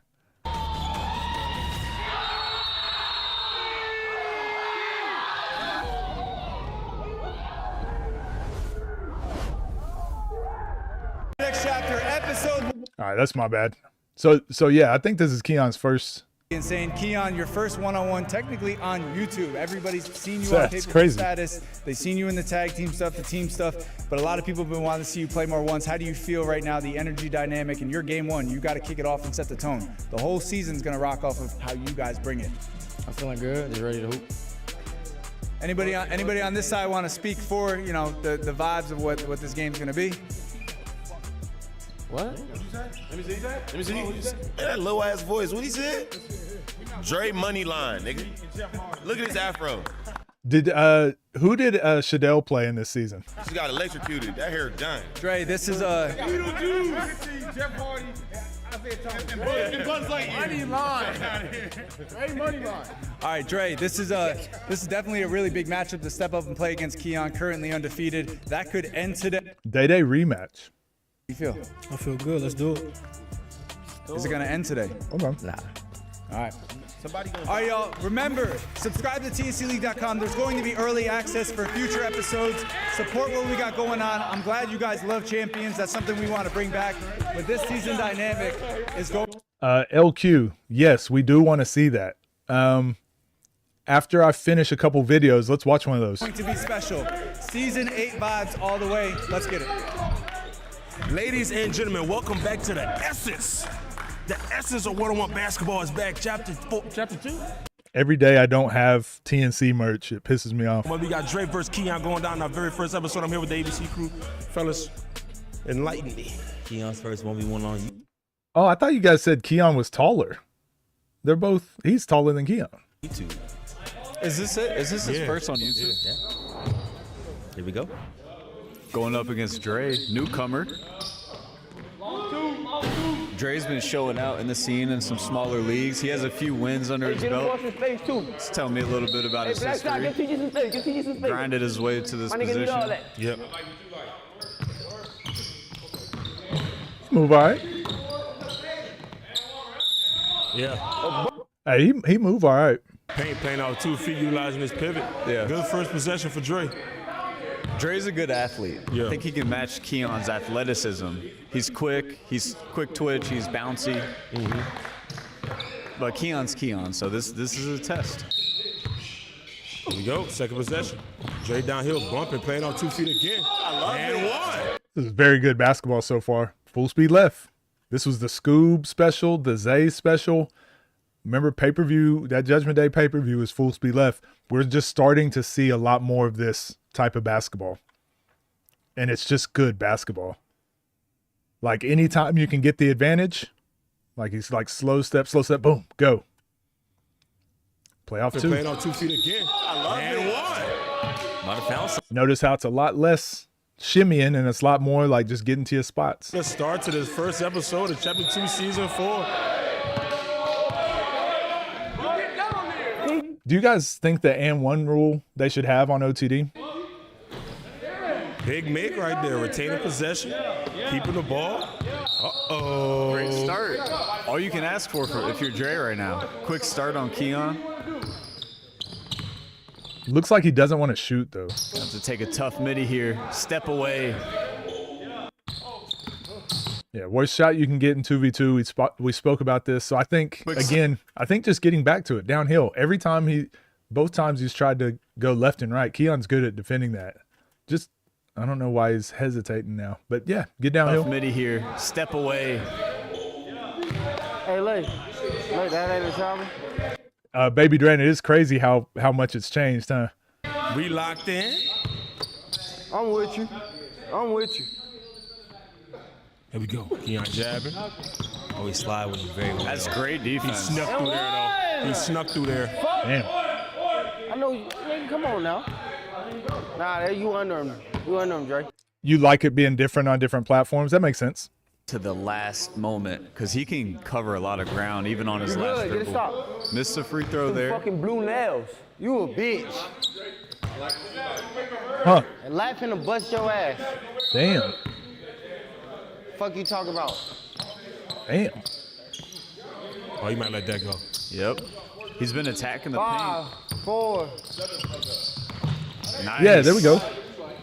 Hey, again, this is what I try to point out to people, so as long as you guys understand. But when you start going left and right, when you're hesitating, go look at the best players. They don't do these wasted dribbles. I call them comfort dribbles. So when you haven't made a decision what you're going to do, like, look, comfort dribble. Like, he didn't cover a lot of space east and west. He didn't get downhill. He didn't shot fake. Like, comfort dribble. Nothing really happened. Comfort dribble. But this time he goes downhill.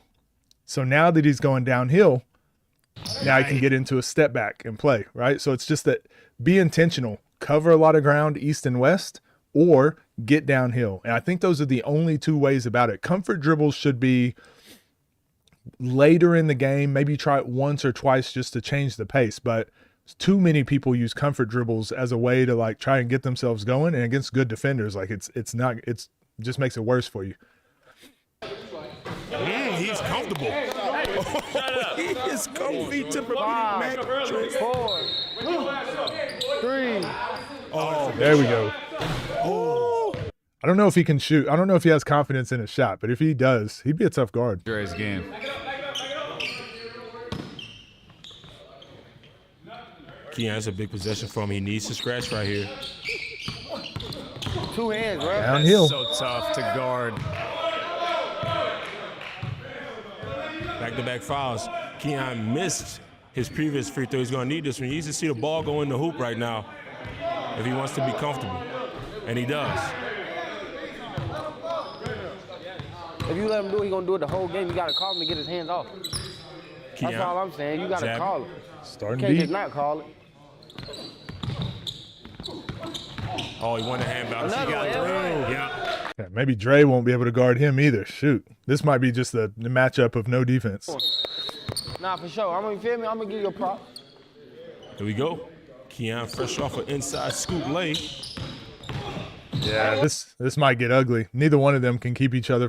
This is going to be offensively. Whoever decides to just dominate driving downhill, neither one of them is really like forcing each other anywhere.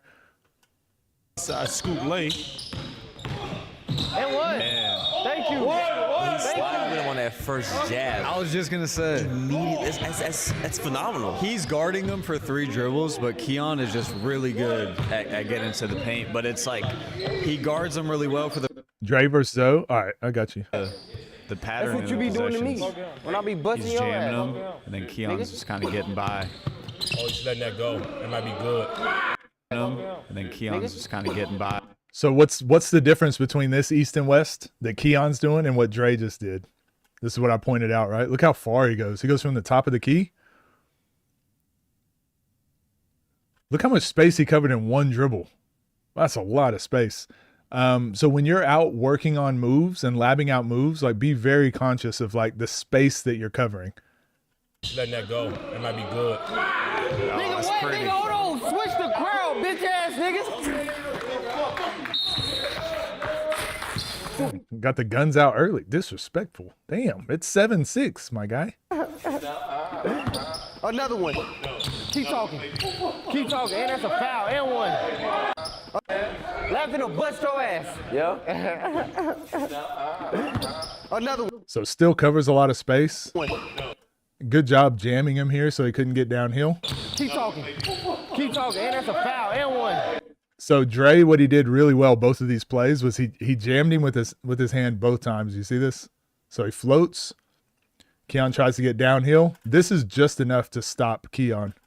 But do you guys think that hand would be enough to stop a Scoob drive or a Zay drive or a Nas drive? So again, that's one thing Keon's got to improve on, but laterally, really good.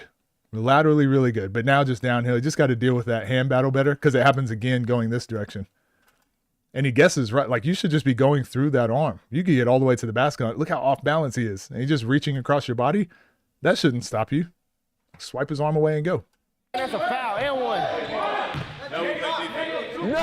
Nothing. Cam fucked you up. That's his fault. He in the way. Nigga, we winning. So it's good defense. Like, that's what you should do. Just a split second. Most people can't deal with that. But elite scorers or elite players, they'll use that against you. We saw it with Nesco and Jerome Randall. Everyone said that game was really clean, and I'm like, it's because Nesco would try to put a hand on him, and Jerome Randall would just grab his arm and go.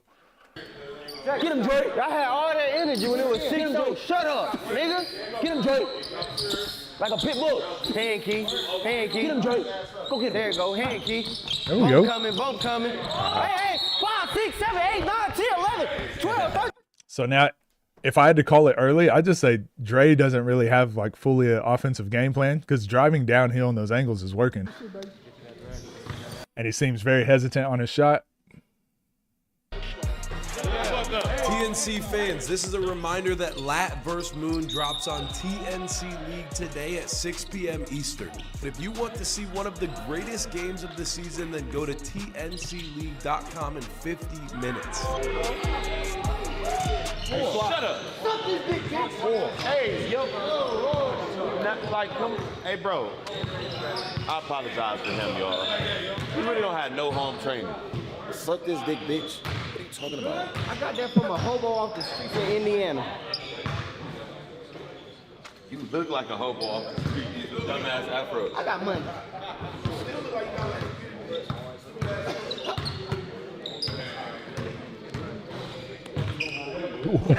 What's happening? He gonna hook me. And don't worry about the ref. We'll talk to him. Yeah, I ain't worried about you. I ain't saying nothing to him. Yeah, he got a straight name. Let's go Drake. Man, I don't think they like this ref.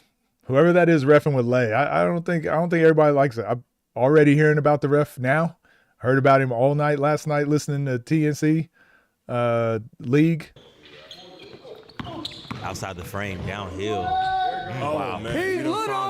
He done found something. I think he just keeps getting downhill. I don't see how Dre can stop him. We good on this side. Y'all quiet. Y'all niggas quiet.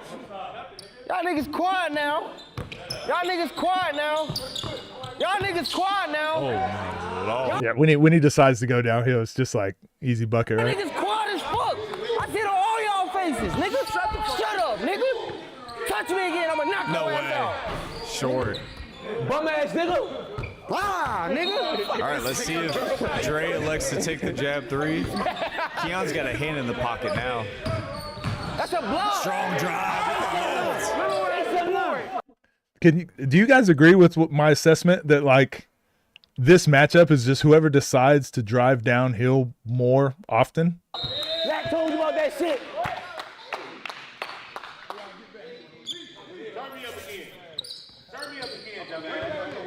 That's it. You got him, Dre. Pull up. Oh, God. Oh, Hezzy. Man, hell nah, He's gonna have to take that though. It's there. Hell nah. Yeah. Keon's hands are down.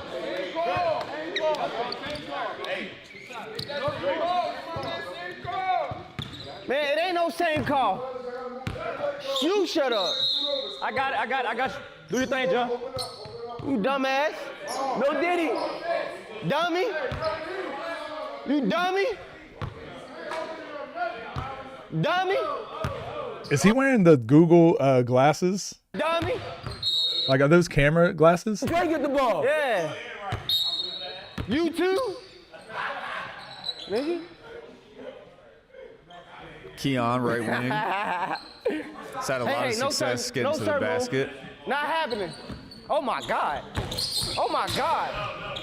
Tough step back. Damn. Okay. Meta glasses? Okay. TikTok shop glasses? Temu glasses? We talk about Dre. Yeah. Function. Mm-hmm. You in for a long day. About 6'1", 6'2" guard. He takes it. Yeah, if he's not comfortable with that top of the key three. 4 goes to Dre. I just want to see if they talked about Call of Duty Predator missiles. If he's not comfortable shooting that top of the key three, he'll struggle, I think. That was your second time. Well, shit, what is that? Everybody don't hit shit. -5? And it's less so about what the shot looked like and more so we'll go back to it. But a couple plays ago I saw it. He's just so hesitant. And when I see people do this, like, hold on, we'll look at the possession. When they're so like hesitant, look how far Keon is kind of backed up. Keon's like no hand up and he's like, oh, I'm going to shoot it. Ooh, I'm going to shoot it. When people do that, I'm like, okay, you're not a shooter. The reason I say that happens in 5-on-5 too, where sometimes a team will drive and they'll kick it out to a shooter or a person that's out there wide open and they'll be like, shot fake, hesitate. And I'm like, oh, I'm not closing out hard on this guy. Like, he doesn't want to shoot. Really good shooters will just catch and shoot straight away. And you're like, even if they miss, I probably got to get out there. When I see players do this in the ones, I feel the same way. Like, if you're not ready to just shoot it with the hand down, I'm just like, all right, this guy's. Look, Keon doesn't even react. Oh, the first Predator of Chapter 2, Season 4 goes to Dre. -1, boy. What the fuck? He can't keep doing that. There we go, Keon. Like, even if he makes one, I just don't ever put a hand up until he proves that he can win a game that way. God damn. Oh, you might Look get at hand, ref. Man, he just jammed it again. Damn. Keon definitely has to work on this. I mean, this will happen to him in college. But that, like, look how far outside of Dre's frame he is, and he's letting this hand like completely dictate where he goes. Like, Keon's there, just get your shoulder past their shoulder, your shoulder past their hips, swipe that arm through, move his arm off you, and that should be a dunk. But to let that like completely keep you outside the 3-point line, that's one thing he has to work on. Look at hand, ref. Dre is LP's dream match. Second air ball. Dre might be onto that shit. That's that second air ball in a row. Dre might be onto that shit. The best hooper in the ABC crew. I haven't watched enough. I haven't watched enough. Dre, drive, spin move. It's a tough I do one. like how patient he is with those drives. Like, Yeah. He Head knows swivels, what hezzies. He's kind of like Loki trying to bully Keon. He is. He's definitely physical. Like when he played Zoe, he was shoulder and chest, like straight line drive if he can. I love players like that though. Keon's on the ground right now. He got him. He got him like. Lay says it at one point in this game. Honestly, they're going to call that in college basketball, though. Are we watching the same March Madness? Getting back to the action. They'll call that in the NBA, maybe. Keon's all right, but he got 11. But you can, that quick hand check, just for like a split second to jam them, like NCAA, typically, like high-level NCAA and EuroLeague, like they're not calling it as long as it's just like a quick boom. 8 lead over Dre right now before the first half is over. Oh, you got to step on him.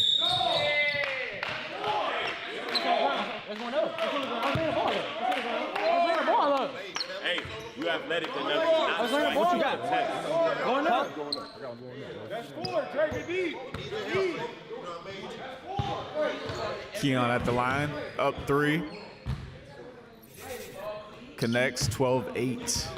He takes a 3-ball here for sure. Think so? Yeah, Get to halftime? Yep. He's taking a 3-ball to send to halftime here. Downhill, guide hand tray. Guide hand, downhill tray. Oh, Dre's up though. Oh my God. Oh, good call though, B. Happy about that one.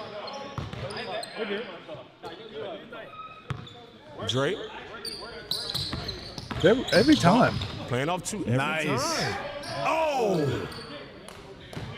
He gets to good spots when he drives. And again, it's hard to tell if it's Keon's defense or his offense. He's going to be. Especially because he's not shooting. He attacks well. He's a solid defender. This Keon sneaks by. This is just a game of highest percentage shot in basketball. Layup, layup, layup, layup. Stands? Yeah. His wingspan's crazy. He supposed to come. So he get right here. He supposed to go. Boom. Like he's sliding with him well, but then Keon just keeps getting it. Exactly. Exactly. Quick Is that the edge. part you was talking about right there? Lay talking about it? It's like at the last minute he gets an edge, right at the block.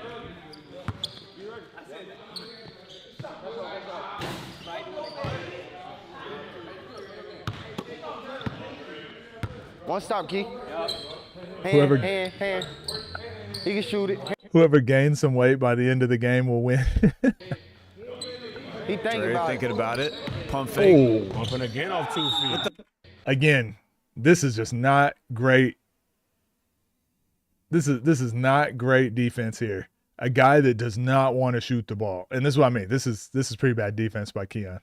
He does not want to shoot. Why would you ever give him the straight jump and give him the straight line drive? Again, that's just game plan stuff. But With the left. he actually recovered pretty well. Good foul, Key. If you were Good watching foul, this and Key. you're a one-on-one hooper and you watching Dre right now, the ability to play off 2 feet, I know I've been repeating myself a lot, but you get to work on your pivots, you get turnaround jumpers, you get another possession when you play off 2 feet. It's just you. It look more physical, my brother. That's all I'm gonna say. Know your name. Know your name. How do you guys feel about this dynamic here?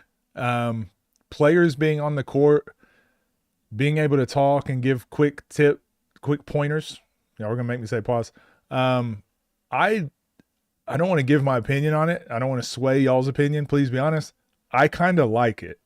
I kind of think this is cool. I didn't like the timeouts in the Moon versus Lat game because everyone was talking. And it was like, whoa, hold on. We don't need 7 different. And Lat even said it at one point. He's like, one voice, one person at a time. I don't like the timeouts. But I think for this, I like this dynamic. Like a player can go up to you and tell you something real quick. I don't know. Know your name. Know your name. He extending that arm. Yeah, he is getting to those 2 feet every time. Shut up. I like it. It's a big shot. Shut up. If he can knock that down, Millie. It's hard to get to 30 without that. Yeah. But he's got the opportunity. Big out that. Yeah. But he's So when he can't get the hand check, this drive that Keon gets, he should be able to get this. Like obviously, Dre just missed with the hand check, and he kind of releases so that Dre can't grab him. But this is the same drive Keon should be getting every time, right? It's only because he got far outside of his line, but that type of drive, Keon should be getting every play on Dre. Bars. We did say too. One of you guys said it. He put on a little bit of weight. He put on a little bit of muscle. Season. Absolutely. Get ready for the college. Get ready to go. Exactly. Yeah. No, G20, I just kind of meant like players being able to walk out on the court and give like a quick little advice pointers. Most times, like, I don't know, the players are off to the side yelling stuff out. I don't know. I like it. I kind of like that dynamic. Is that Keon has 2 threes right now. And we're just trying to see what you guys thought. I saw some people in the talking about the Moonlight game, and they were like, oh, it was like too much. Like the players on the sideline were doing too much. And I'm like, I get what they're saying, but I don't know. I kind of like it. Before the second half starts. Yeah, dude, what you doing to get to the cup, that's all I was telling you to do. Get him off of you, bump him, lay. He little. You got like at least 2-3 inches over him. He can't even get up that bitch when you lay the ball up. Take some of that aggression out.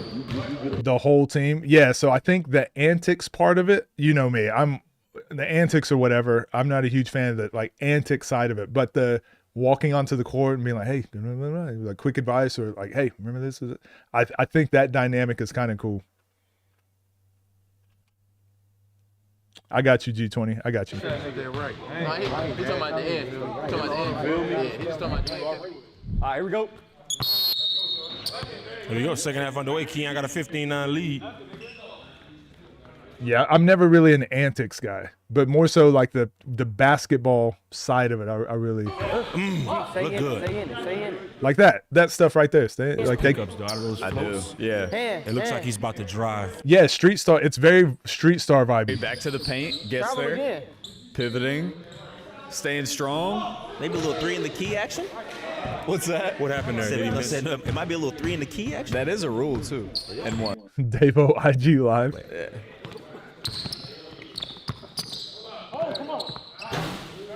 Yeah, J1, that's one of the things I didn't like. Everyone jumping on the free throw line while he was. I don't know.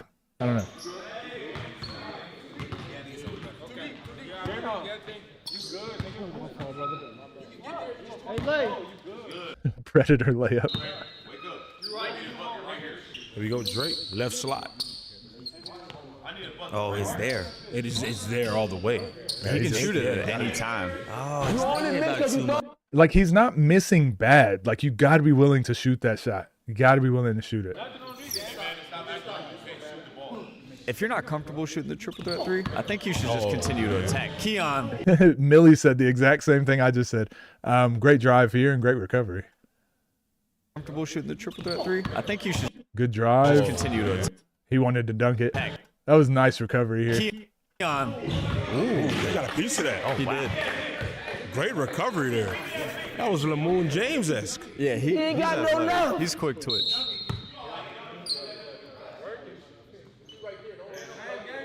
Thinking You're about gonna it. have to trust it at some point.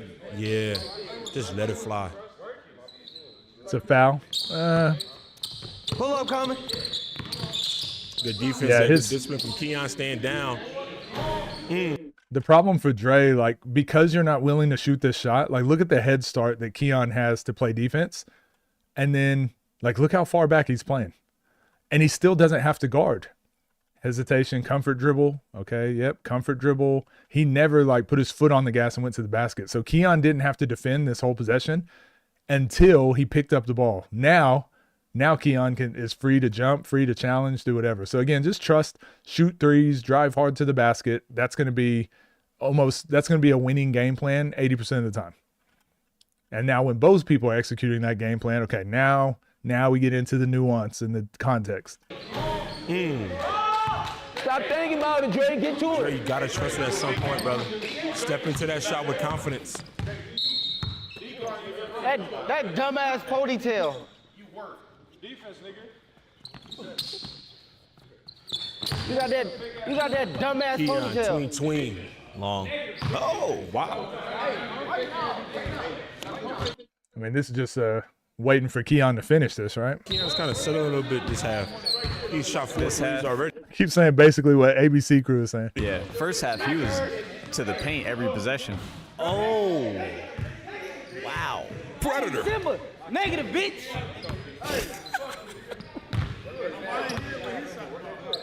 Oh, you'll hear it. You're going to hear it. Yeah.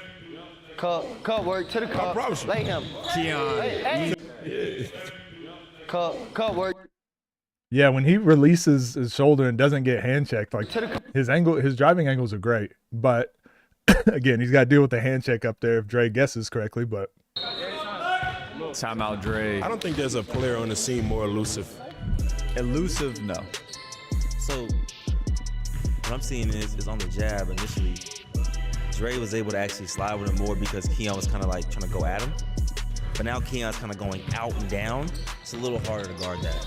But like when he was trying to go at an angle, he was able to slide that angle.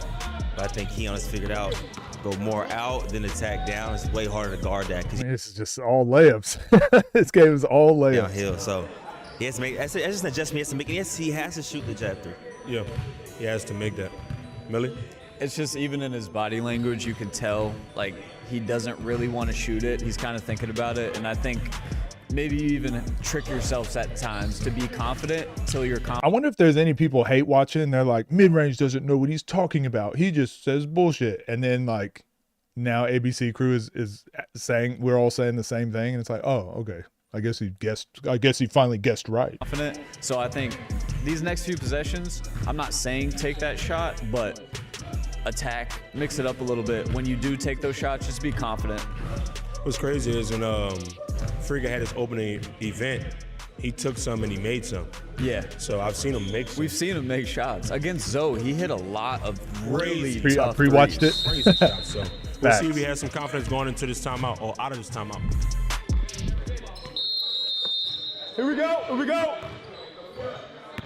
Here we go. Keon up 8. Somewhat of a danger zone for Dre.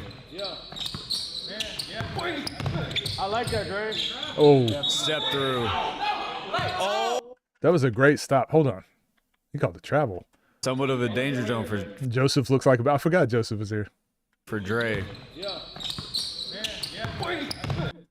Okay, full speed left. I like that. Like the counter. Dre.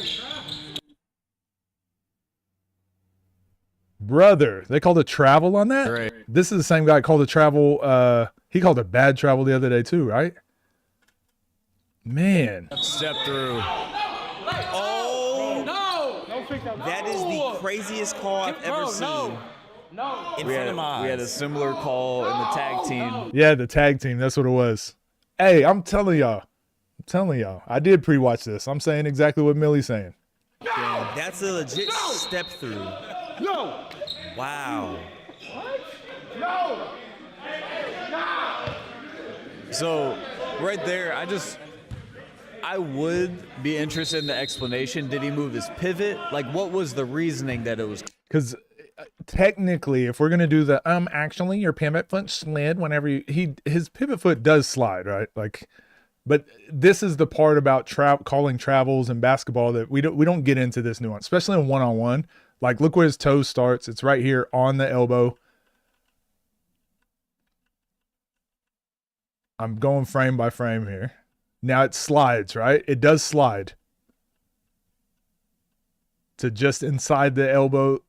Oh, just here, like it does move and it does slide, but it's like if this is the granular breakdown that we're going to do, because that is a travel. You can't do what he just did. But if that's the level we're looking at it, there's a carry every play. There's a travel every play. There's a, I'm telling you, like, let this go. Step through. Oh, No! that is the craziest call I've ever seen.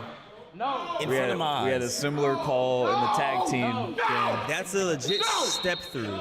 No! Wow. No!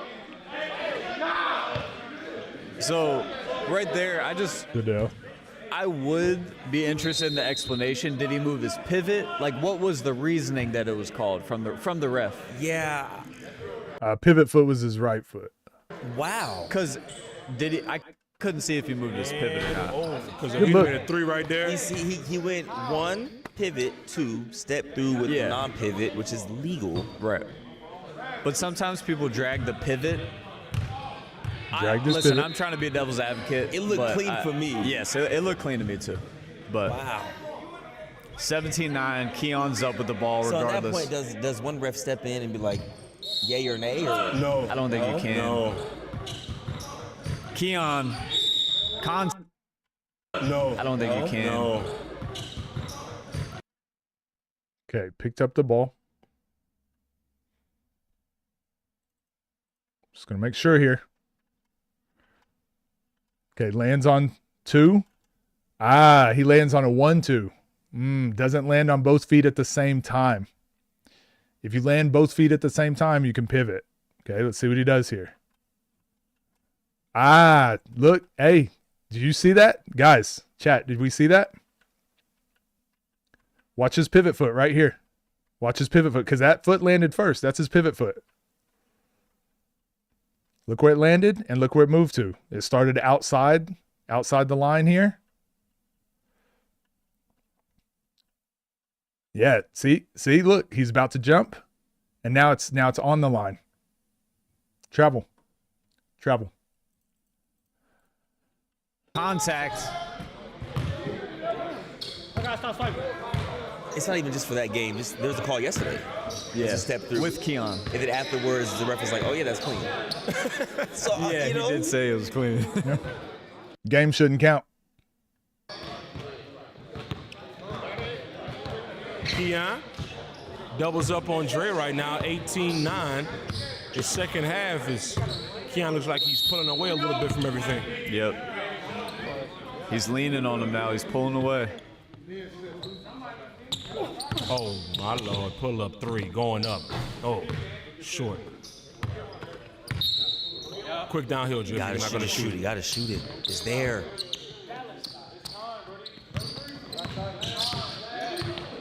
Damn. We decided to post him up.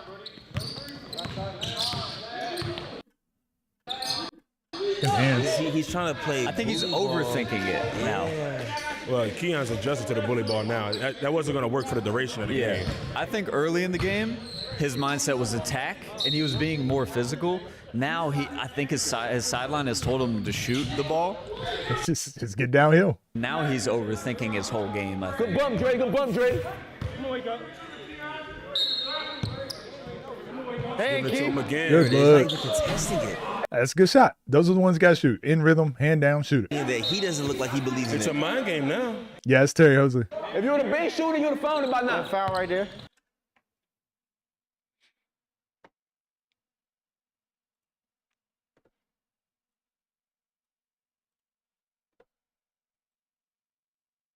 Hand under the ball. Hand directly under the ball. That's a carry. That's a carry. What are we doing? Ref, you got to call that, man. Got to make that call. That's 2 missed calls in a row now. Look, 2 hands under him. Thank you. It's the whole time. I think Keon should continue to be downhill. I agree. And be intentional this whole time. Don't change up at all unless, obviously, you float and it's there. Take it. But if it's not, man. Oh, it's the free throw. But continue to be downhill. Yeah, Dre's done a good job at not allowing the jab through. Yeah. Reminder, Lat vs. Moon drops in 35 minutes exclusively on TNCLeague.com. Be sure to hop in our Discord, which is linked below. This is the only place to chat about this historical game and other early access games. All right, Dre in the triple threat. Has struggled from 3. I like that pull-up. Long, though. I don't like that pull-up. Again, for me, corner or baseline fadeaway contested twos are the worst shot you can take in 1v1. Confidence in him, though. If you continue to hit that from your teammates, yeah. Reese saw the travel call and left the gym. I will say, though, when he committed to those drives in the first half, he looked like he could get there more often to those drives in the first half.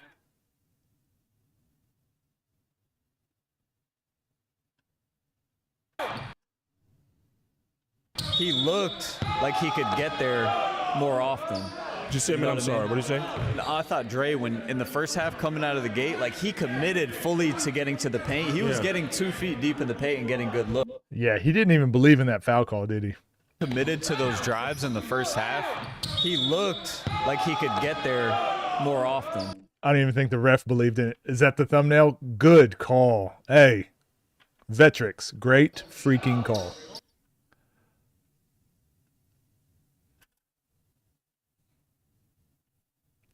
I gotta get the ref in here too, so we're gonna do this. We're gonna get these two. Boom. We're gonna play it. Oh. We're gonna get this guy. He got to be in there too. We're gonna get him in there. We're gonna Photoshop him in there. He could get there more often. Just say, I'm sorry. What did you say? I thought Dre, when in the first half coming out of the gate, like he committed. Oh, he called out of bounds. Why do you do the hand signal here? Fully to getting to the paint. He was getting 2 feet deep in the paint and getting good looks. Yeah. I think his aggressiveness is toned down. I'm almost more mad that he called out of bounds then. I'm more mad that he called out of bounds did this.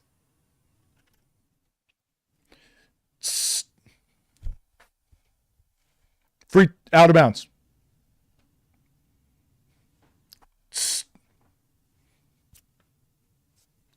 Timeout blue. My opinion.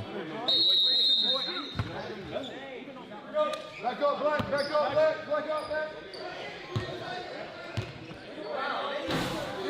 I like it, though. It's jab right into it or step right into it from the ref. Either or. When I was watching him shoot earlier, he didn't miss from the corner. Yeah. At this point, you might have to go to what, hey. Go to the corner. Go to the corner. Shortest shot in the court from 3. Keon right wing. Rocker stepping. Tweening. Oh, good counter work, boy. Damn. Rocker stepping. Tweening. Oh. He did lose him here. Oh, good counter work, boy. Hey, he's giving you a chance, bro. This game in the second half has gotten prolonged, fellas. We only got 3 points from Keon in the second half. Watch y'all feet, y'all. That's all we got. Keon letting him shoot it. There we go. There it goes. You could have been doing that, Dre. Let's go. Hey, you got one. What type of niggas, they playing like you him? Just takes one sometimes. Take another one. Gotta let it fly. Take another one. Shoot it. Shoot the J. Keon making him think a little Shoot bit. it. Again, this is something Zay does sometimes. He's fixed it a lot. But watch the footwork. I see this a lot with younger players. Like, it's hard to shoot it when your body is doing... So, on balance, right? So, your feet should land fairly close to how they jump. Like, they can move forward, but pretty much you want to stay square like this. Watch his feet. People, like...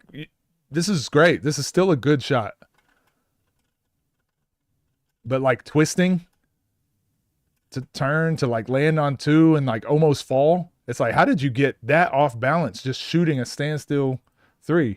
So a lot of people that do that, he can probably shoot mid-range jump shots really well because it doesn't really matter if you're turning. It's more about your shoulders in the mid-range because it's just a flick of the wrist. But the further you go out, the more that you have to have a strong core. Like your legs got to stay balanced, like because you're pushing against your core really with your upper body. So all that's got to stay like lined up to the basket. So that's just some coach mid-range shooting tips for anyone out there that wants to learn how to shoot threes better. He think about it too much. That's a fucking negative. How many negatives he got? That ain't counted. Oh, got a step.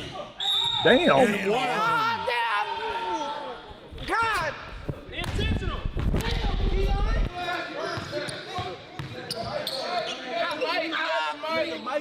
Nigga, fuck that mic, nigga. He slammed the shirt on the ground with the mic. Yeah, bro, my man's got a yeah, bro. You're up in court, sad ass nigga. My ball. There we go, Dre. Let it fly now. Yeah, let's let it go. And Yeah, he got to shoot. And he makes it.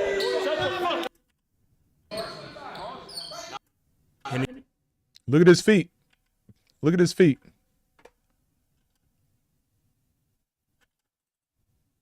What did we just talk about? And this, it's just so many people aren't aware. Ooh, he also traveled here. Ref, where we at? Called the travel.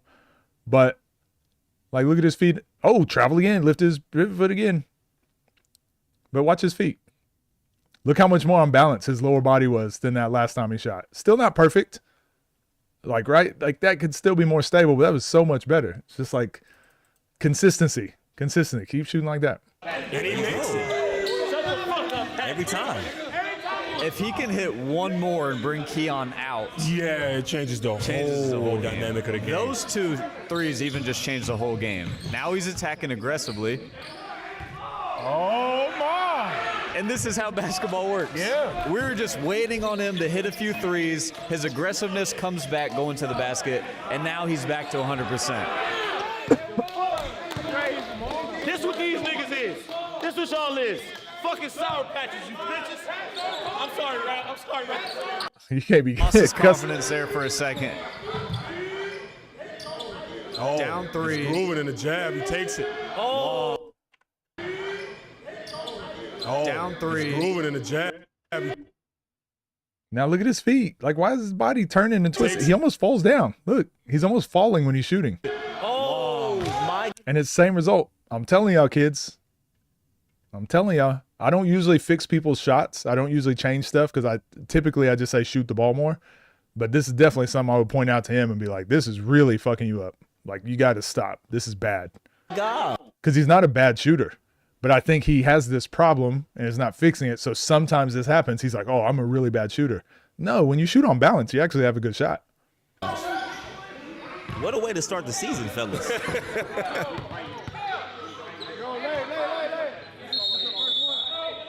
Lethal shooter, maybe. But even after all that, he's only down 3. Oh my gosh, man. Quarters. Let's go to the quarters real quick after that.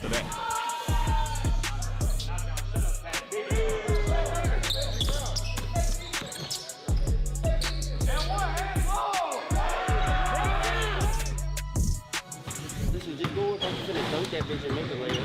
Yep. Go up hella strong. Yep. Continue. Come in and 1 the free throw down, get the ball back, do it again. I missed 2 in a row. It's good. It's good. I think you anticipate that foul, so you missed a layup. Good, bro. We good. Because you fouling every time. Finish the game.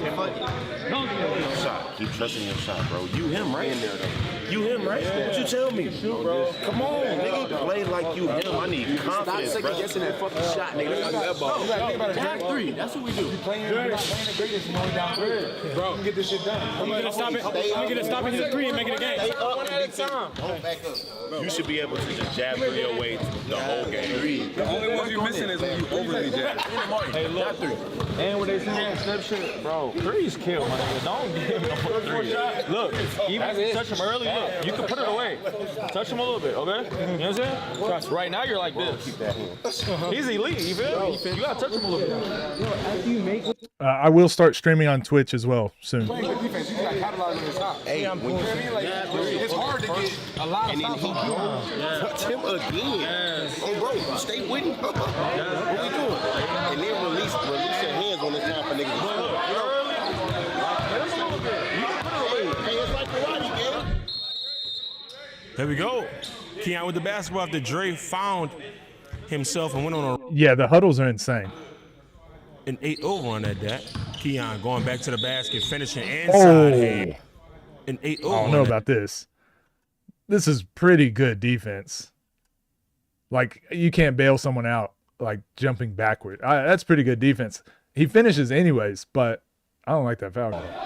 Oh, he called out of bounds. Never mind. Keon going back to the basket, finishing in. He called out of bounds. I thought he was calling foul, but he called out of bounds here. My bad. Inside hand. What? Yeah, see, he called out of bounds. What about that call? You don't know about that call right there? No. Yeah, I'll be Twitch and YouTube same time. Up there, Dre. Yeah, I think Dre contested very well. There's gonna be a little bit of contact, but How is Keon so good at getting downhill? He's really fast and really explosive, but I think he's not very efficient. So he's having his superpower is probably being able to squeeze through like gaps that most people wouldn't be able to, but he also puts himself in that situation. I actually think he could drive at way better angles and be a lot more efficient, but he still gets there just off of like natural talent. Right. You know, it's hard to deem what's marginal, what's not. Yeah. Regardless, Keon is getting to that rim. Let's see if he does it again here. Counter. Dre cuts him off. Good hands. Great hand. It's good defense. Dre's sticking around. Only down 6. Too close to him. Yeah, nigga, we got the recipe, nigga. Dre with a chance to cut into this lead. Oh, white counter. With the left. So essentially, Again, I don't know why he's countering. Like, it's been working. Just go. Just do the go move. Right here, he's got a good angle. What do we always say? And this is, again, just a quick reminder. If you're dribbling, if you're driving to the basket and you get inside the elbow, that's a pretty good determining factor. Like, that's a pretty good angle, right? If you're driving and you're being pushed to here, you need to start deciding like, okay, I'm not going to get inside the elbow. So do I want to keep driving this way? And can I get inside the block? Okay, if I can't get inside the block, I probably need to start countering and get inside this elbow, right? I need to go this direction. He was getting inside the elbow, and then he decides to counter. And it's like, well, Keon's already there. Just keep going. Just keep going to the basket. Interesting. Simple. I asked because I forgot I could donate on YouTube. Good commentary during Judgment Day, man. Oh, thank you. I appreciate that. Thank you for the $5.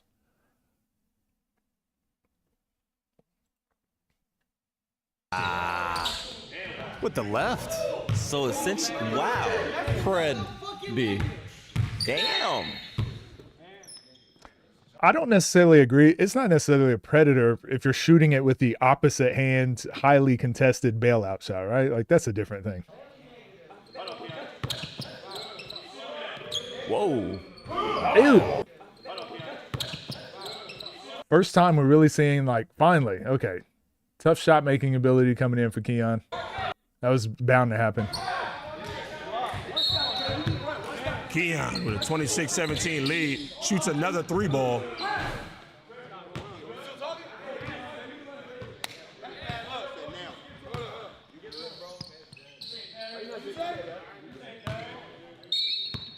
Here we go, Dre. Are you going to answer the call right here? Do some adversity, 26-17. Pulls up from mid-range. Good move. That looked good. Foot replacement. So look at this. The problem is, did you see that? Tay does this a lot too. And so he has very similar criticisms, critiques that I would make of him as same as Tay. Jumps in the air, he's twisting, he's off balance. He didn't even need to do all that.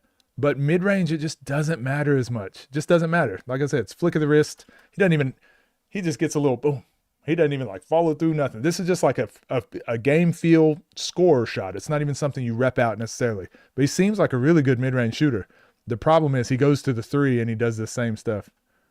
Look good. Foot replacement pickup, time and everything was nice. And that's why I tell people I had a different mid-range shot than I had three-point shot, because that's what I would do from the mid-range. Didn't matter. My feet could be whatever. I could be off balance. I could quick shot, or I could shoot a follow. It didn't matter. Mid-range was different. But from the 3, you got to be on balance. You got to be square. It's a different thing. Not for everybody. For me, it was.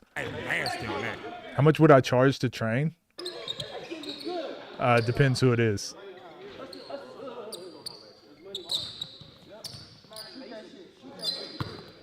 Inside the elbow. There we go. Hey, that's the same drive he had a while ago. Good drive.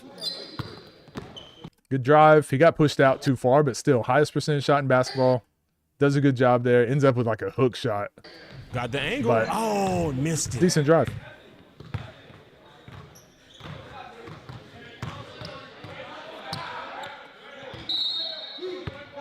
Interesting down the stretch. Can Keon close?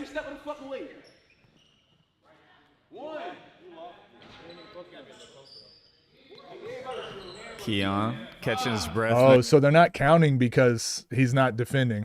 That's what Lay just said. They're not doing the countdown at the jab step because he's not up defending. Interesting. I like that. Oh. I think he had a left-hand side. I think he did too. Do I still do? Yeah, I am going to, Rukawa. I'm probably going to do one stream a week, like on the weekends, where I'd stream from my other channel. Fabi just offered some advice to him. I think it was defensive. Oh, bumping, playing out two.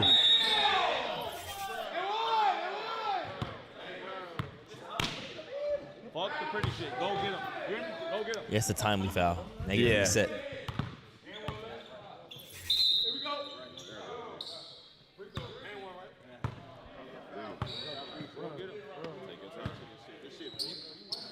What did the ref This call? first episode has been full of energy. Out of bounds. He called it out of bounds. Oh, snatching. Spinning. Hey. With the left. He missed. Full speed right. Oh, snatching. Spinning. With the left. Oh, my gosh. Forgot about the third channelers. No, just because I've been away. I knew I had 2 weekends I was going to be away coming up. I wanted to make sure I kept up with content on this channel. And I decided to start streaming just every day for this channel. So I think I'm going to have to do an extra stream on the weekend to make sure we get videos for the third channel. His team would have gave him all the adrenaline he needed this game out. Good. All right. This video's about to be over an hour. Can Drake fracture the adversity? Keon. Look at this. To the action. 26-19. Look at this for Keon. This is the first time it's like really straight line drive. And because I know it's the opposite arm, so it's easier to deal with. But yeah, just swipe and go. Keep going. That's a great drive. Snuck through and finished with the right. He needs one bucket to close out the first episode of Chapter 2, Season 4. Appreciate you, LQ. Team Rob. You have a good one, too. Oh, he pulled it off right. Dre's got one more chance, probably. He's got to go on a run here. Yeah, it's do or die.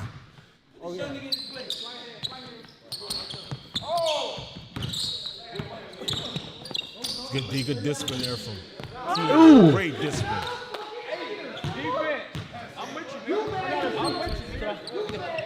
That shot hurt me. A little delay. No.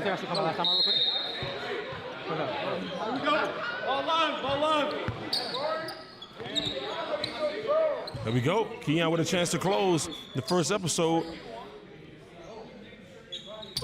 Oh, he pound. Sidestep. Tween. Out of there. Shot it. Downhill. Next Downhill. possession. Next possession. It's there, fellas. Yeah, it's definitely here. Oh, he got a hand on there. Yep, Keon's got a high hand now. Let it go. Oh, that's huge. How is this game so close? What is happening? What is Keon doing?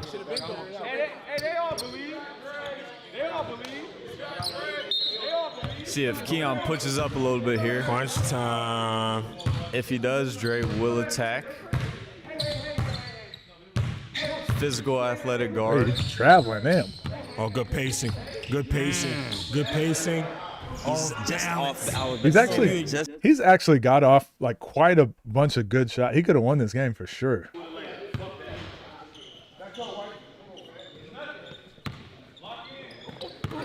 Straight downhill. Game time. Oh. That's a good drive.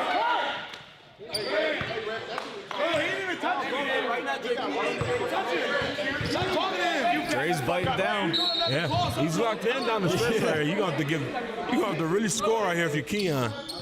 It won't be anything easy.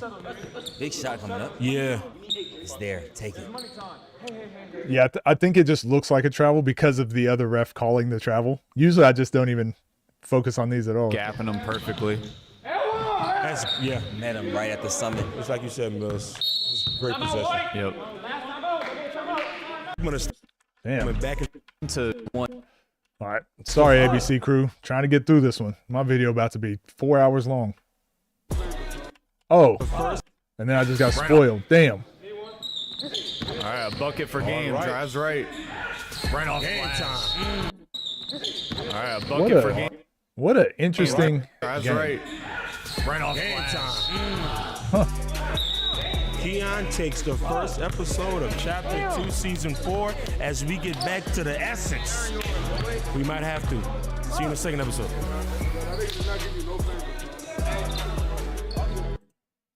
The win through the dog fight. So you guys just took home $1,000 for your team. Dre, your first game on TNC, just talking through what was going on in your mind in that game, something that you're maybe thinking about right now that you wish you adjusted earlier for, or moving forward, what's something? I should have stayed into my shot more, trusting my moves. I was second guessing a lot of things. He was a little longer than I thought, and he was quicker than I thought. But I'm quick. I'm guessing a lot of things. He was a little longer than I thought. Did you see Joseph look? You can't see fully because the chat is in the way a little bit. Okay. But his lips do this right here. You hear him go. Crazy work. He was a little longer than I thought, and he was quicker than I thought. And you can see it. Look at. He's looking at whoever this is over here. Someone type in chat so the chat moves a little bit. But like, look at his eyes. But I'm quick. Yeah, pause. Fruity dude. Oh, they said pause. No, All that was right, it though. For real, it was a good bump. I knew it was gonna be a good game. I should have got that one. Good game to him though. He tough. All right, y'all, if you're rocking with Dre, that's his first time on TNC. Let's get him back to what we got going on. I think he's got a fun game to watch. Gave Keon a tough one. That was a long game. Moon, hey, you got red shoes coming up. That's all he's got. But we're about to get into a 3-on-3 game going to 50 points. Oh, well, we're not going to get to see it anyway. So, anyways, I thought it was good. What'd you guys think? Let me know down below. Chat, how'd we feel about that game? How'd we feel about it? Honest opinions only. Don't give me none of that garbage. Honest opinions. How do you feel about that game?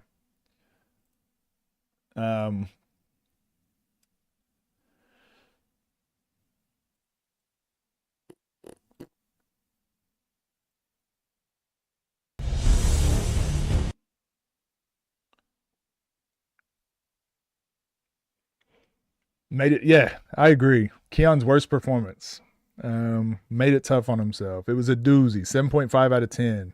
Brickfest, so 4 out of 10, but the opponents are good players. That game was all right. None too crazy. Snooze fest, not gonna lie, I could protect it. Yeah, I think it is funny. Like, think about my first assessment of that game was like, oh, this, and it's gonna be whoever decides to just straight line drive the whole time. And it was that. But it was good to get a game of Keon of one-on-one. It was, and as Dre said, it does mess with your game plan when you're playing someone. You're like, oh man, I got out there and his wingspan bothered me a lot more than I thought.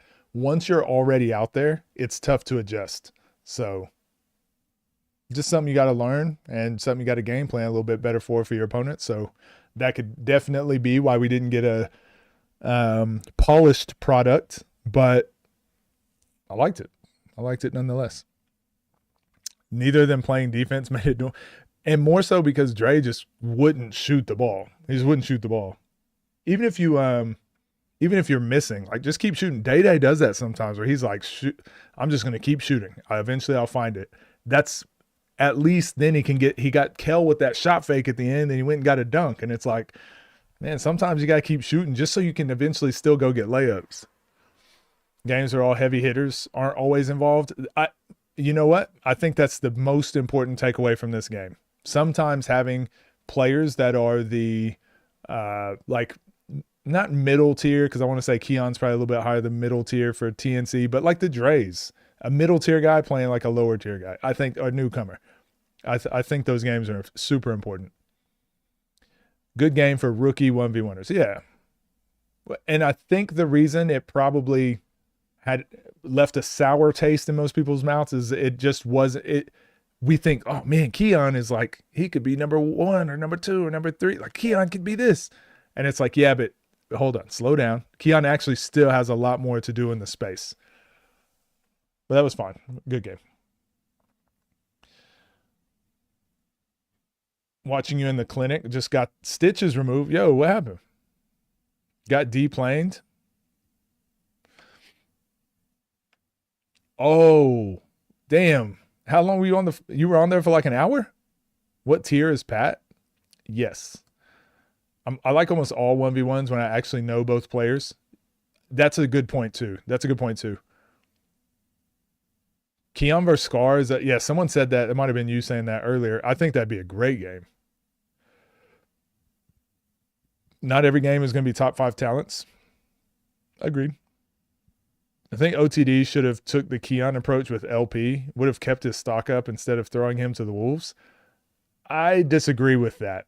I think the LP approach, first of all, hold on. Let's be very clear. Because I think Scotty made a comment on this yesterday. I saw it, and it was like, what OTD and what Ball is Life have done with LP, it was such a good idea, and like, whatever. LP did LP.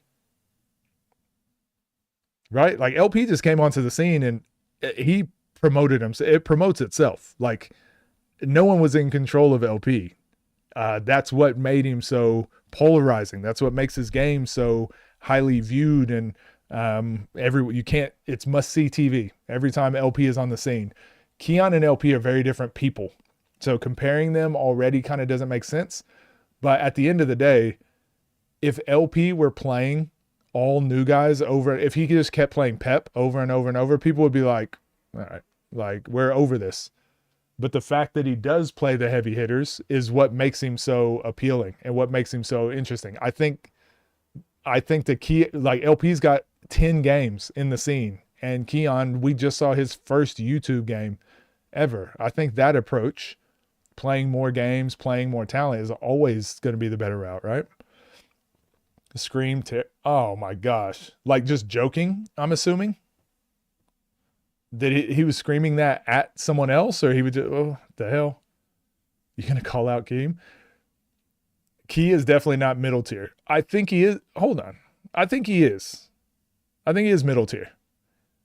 In terms of resume, I agree, but skill and talent ain't no way. Oh, I don't do that. I don't do based on eye test and skill. I've spoken about that many times. Only based on resume.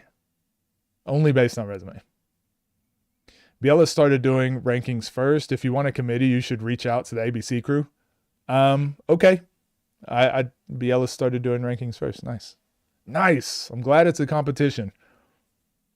He's the best. I'm the worst. Keon beat Kel, Burke, Dre, Reese. Oh, no, Bijan might need to get off that flight. Yeah, that's LP. They didn't do anything. 100%. Like if LP was over on TNC, LP would have already had 10 games over there. He's going to force matchups. He just LP is LP, man. You got to watch the 1v1 highlights that just dropped. I'll watch it. Is it, you know what? Screw it. We'll watch it. Wait, you going to play? You going to play Keem? Like it. LP versus Scar. I don't know. I don't like that matchup. I think based off resume, they're saying LP versus Scar. I think it makes sense that way.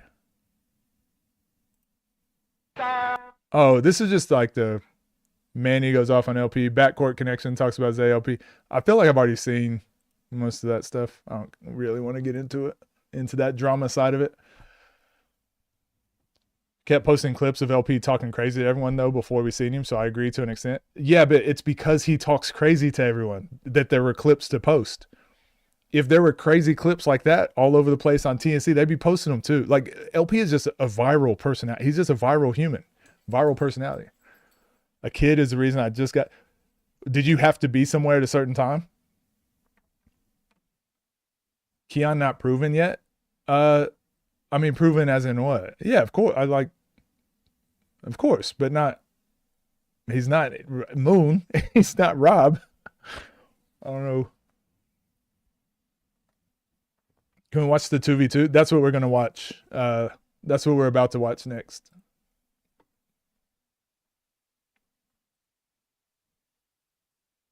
This is you and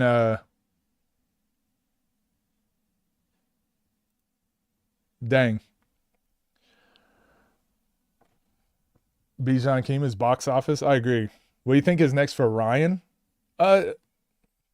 Same thing he was doing before. It's up. Ryan is pretty much where Scar was. He's a viral hooper. And it's like, if you want to be a winner or you want better matchups, you got to really focus on that more than the clips. The 1v1 space is turning into professional basketball. The clips are nice, but like, it's not going to get you wins. Very few players are getting wins and clips. Very few players are doing that. So the focus is more on winning and playing well than it is clips. So we're going to watch one of the Moon Rob games, 100 to China, in China. Yeah, I could not say that sentence. Yes, tomorrow. Tomorrow we are. Can I beat comp though? Reese, Kel, and Burke are good wins? For sure. For sure. He's only got 4 games, right? I don't know what y'all want me to say. I don't think he sucks. He's played 4 games. I don't know what you want me to say. I don't think he's bad. I never said he was bad.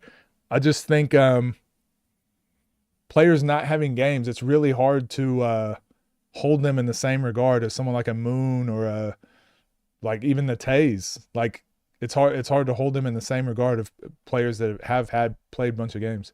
Scar versus Rob. Yeah, I watched that. Scar easily could have won that game. Not easily. Scar could have won that game.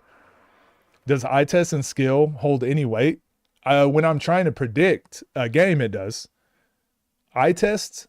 So one of the biggest tricks, one of the biggest myths of human in basketball, in the basketball world, in sports in general, the biggest false equivalencies is the eye test.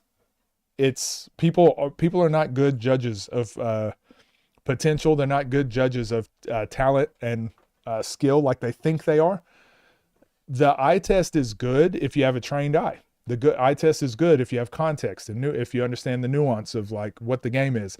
It helps me predict matchups, but I would never base a player's ranking off of eye test. Otherwise, why are we playing the games? Why have rankings at all? On the way to Vegas, though, of course you are. Classic Bijan. Cam always talking shit and TNC heavily. Yeah, that's what I'm saying. Like some players are just viral. Like the content makes itself.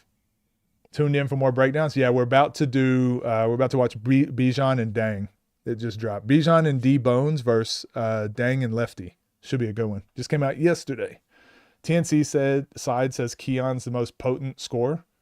I think Rob and C4 and Lat are probably more potent. What does potent mean, actually? I'll wait to see what you say. What does potent mean? Have you ever watched Bees versus Lance? No, I haven't. It's on TNC League, though, right? I have TNC League. I've never watched it because I want to watch it. I want my first time to watch Bees versus Lance with the community. So I've kind of been holding off on that to hopefully they release it or hopefully they allow me to do like I don't know. I've just been waiting on that. Don Julio in this 2v2. Did Ryan just restart Scar's career? Possibly. Yeah, Hezzy, actually. Are you going to react to Moon versus Lad on Friday? When it comes out, I will. That ranking list is terrible. I keep saying this. What ranking list? D-Bone's got to show me something this game. I don't know if Bees Lance will ever be released. Yeah, probably not. Probably not. Maybe I'll never watch it then. Screw Lance Stevenson and Michael Bees. I didn't want to watch it anyways. All right, we're gonna watch this 2v2. The file's corrupted. Wait, actually? Potent means the best or most explosive. Do you think Keon is more potent scorer than Rob Vetrix? Do you believe that? I don't believe that Keon is a more potent scorer than Rob Cologne, personally.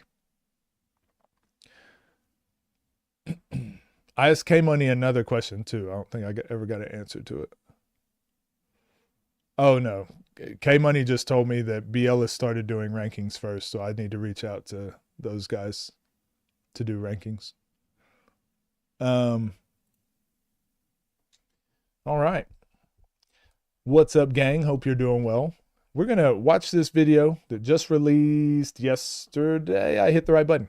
That just released yesterday. It's Ball is Life. So go like, go subscribe. This is offensive juggernaut meets the best defender, all capital letters. ... Bijan, D-Bones versus Dang and Lefty in a 2v2. We get to do a watch party right now with Bijan in the chat because he got deplaned because some kid yelled something crazy on the plane and he got kicked off.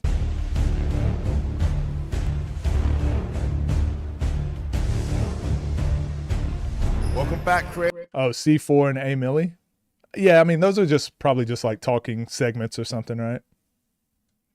That's what ABC crew was saying. Scotty was telling them. I mean, like I said, if you had to make them sit down and write a list of who the most potent scorers were, it might be different. It was probably just like they were talking, having a conversation, right? Got another 2-on-2. It's been a lot of fun, but let's end things off the right way with a lot of energy. We have rankings before BL. Look, we're doing the same thing that people do all the time. Like, who started 1v1 basketball? Actually, he started for. It doesn't matter. BLS definitely was doing rankings before I was, right? He's been in the scene longer. It's not a competition. It simply isn't. It's just not important. I think it's great that he did rankings before me, right? Because it gave me a template to look at and be like, oh, that's how he does rank. Oh, I could do rankings. I could voice my opinions. I think it's great. That's how things work. Someone does it first, but someone did it before him.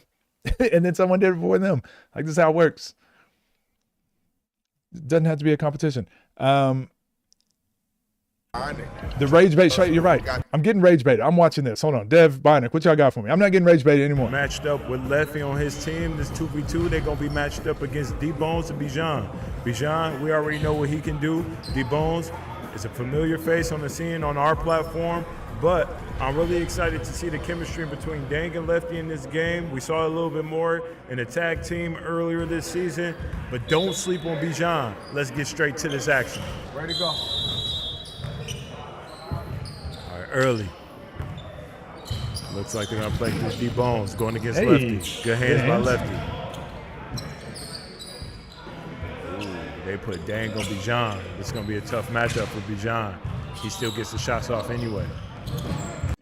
I actually wanted to see this 1v1, and I didn't realize they played 2v2 against each other. So this will give us a good idea of what this matchup would kind of look like. Obviously, it's unlimited dribbles and stuff, but anyway. Bounds on the play.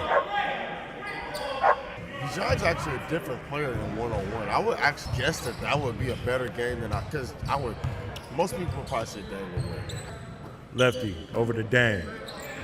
Lefty, tray ball. He be shooting that thing. The floor out. He's got a picture perfect form. Shows it right there. Lefty again. Ooh. That one was halfway in. D-Bones posting up from the three-point line. Loses the handle. Lefty bailed him out with the hands. Is that what this is going to turn into? D-Bones going at Lefty? Bijan, do you even score here in this game? It's a guy like D-Bones on the inside. You can't do that. D-Bones behind the back. 3. It's really short right now. I never seen anybody do that. Just hold him? No, it's just stand in front of the three-point line so he can't cross it.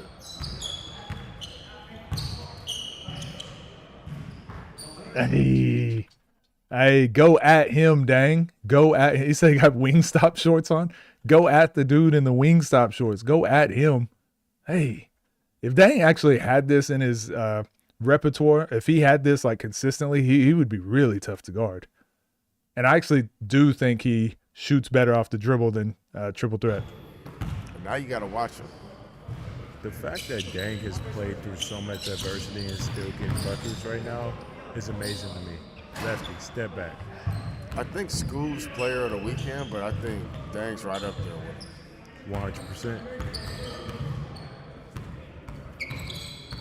This is an interesting matchup because Dang usually gives people a lot of problems because how, like his length, athleticism, explosiveness, but again, like three-pointers are like the great equalizer. And you can see it here. Like, look how much space Bijan ends up getting.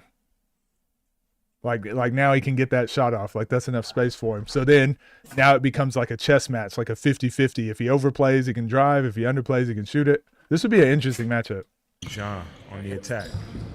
Quick twitch. Timing on this handle is just, it's different for sure. Dang over the lefty. Taking his time. Dang guard Rob. It'd be the same as what I was saying with Bijan. I don't think Dang's defense looks the same against Rob. I don't think it looks the same against Bijan. I don't think that style. It'd be interesting. It'd be more so how they go guarding him. That would be the interesting part. The win condition of that game would be that. Left to right. Float with the left. Can't get it to fall. Ball's bouncing everywhere. Over to Frank Nitty. Corner three. Woo. Look good though, Frank. Appreciate you pulling up, boy. He's out of here. Superstar. All right, Bijan, back to this action. Working from the left wing. Over two. Dang was about to clean that off the glass. Great drive. Yeah, I know it. Lefty really can't defend, can he, Bijan? Looks like a pirate walking around the gym. Really too bad what happened. Bijan reminds you of Jello. Again, Bijan. Well, yeah, lefty getting every bucket scored on him right now. Y'all are wrong for that. And you see the move that Lefty got scored on with? Bijan's like, I'm just going to walk to the left, and then I'm just going to shoot it. But what makes Bijan tough to guard, too, and this is how Rob is with unlimited dribbles. I saw the little head turn, Bijan. I saw the little head turn you be doing. So you do a lot of stuff with, like, he does a lot of, like, eye fakes, head fakes, shoulder fakes, but also, like, hips and feet. So he's, like, using all these different angles to fake with. But watch the little subtle, like, I'm not looking. I wonder if it impacts Lefty at all. Like, then he looks. And then next time he does a little, see how he little swivel hips, and then the next time he does it, Lefty doesn't even react because he's done it twice. Boom, boom, into a shot the next time. So he does a lot of that, like, pacing stuff. Jerome Randall was really good at that. It's really funny, like, he doesn't even react and get a hand up. We go again, Bijan. But that's why when you're guarding people like Rob and Bijan, like, you just have to already be in the shot pocket, and then don't play the fake game. Don't try to guess when they're going to shoot. Don't try to guess and fall for jabs or shot fakes. Like, just be in the shot pocket. Just be in the shot pocket. Just be there. Because this is too late. Here we go again, Bijan.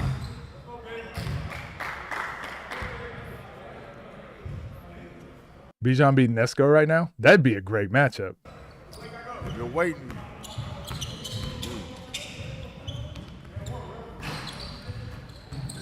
Great board. Skying for the board. Here we go again. In and out. Cross again. Sliding.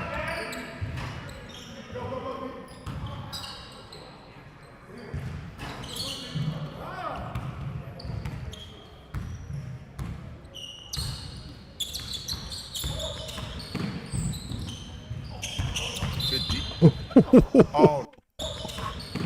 He stood him up. I don't like that call. Oh, no. Dev didn't like that either. I don't like that bump foul call either. Neither did Bionic. Nobody liked that foul call. Lefty looking to get active. That's the shot that you was talking about that he does. Yeah, he struggled with it, though. Lefty got a lot to add to his game, but he's had a lot of success with having a lot of, like, real big flaws in his game, and that's kind of a good sign.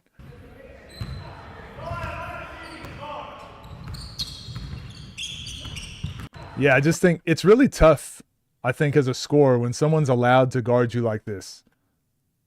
We just saw it with the Dre and Keon game. I just think when someone's willing to guard you like this, if you're not comfortable with just being like, oh, you're too far off, I'm shooting, it's just really tough to be an efficient, high scoring player if you're not willing to shoot that shot. And again, we always talk about potential, and everyone's like, dang, it's top 5 potential. I'm like, yeah, but this part's got to be a part of the game.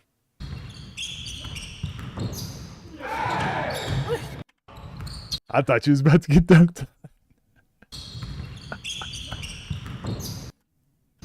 Hey, hold up. Bijan. Hold on. Hey, I'm not gonna lie. I think Bijan's leading ball his life right now in blocked shots. That last game we just watched, he had like 4. Bijan with a big block against Dang. I love that.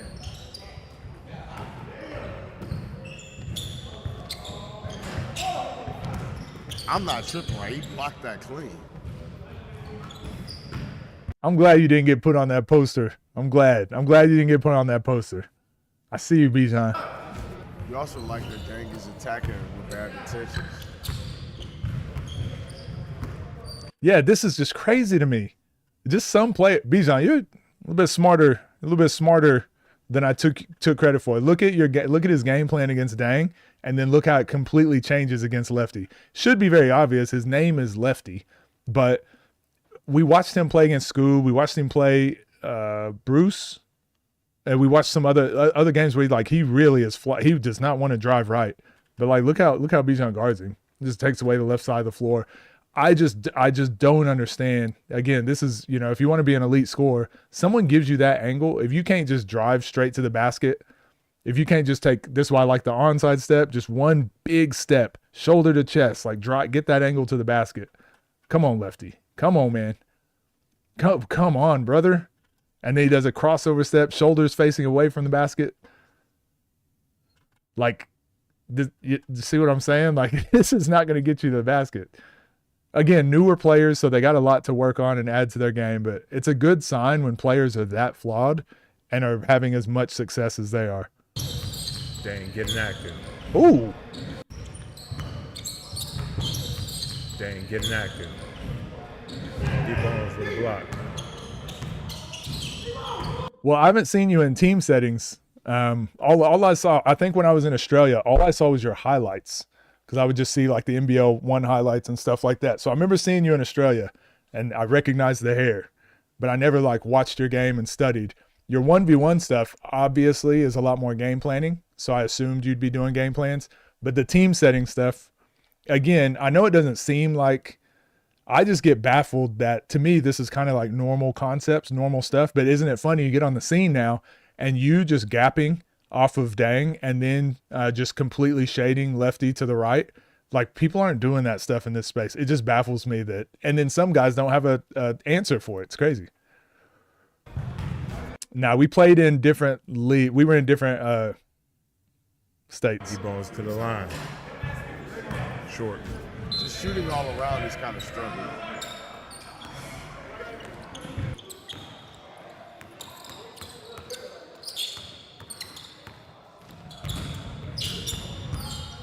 He refuses to go right. He can shoot that thing though.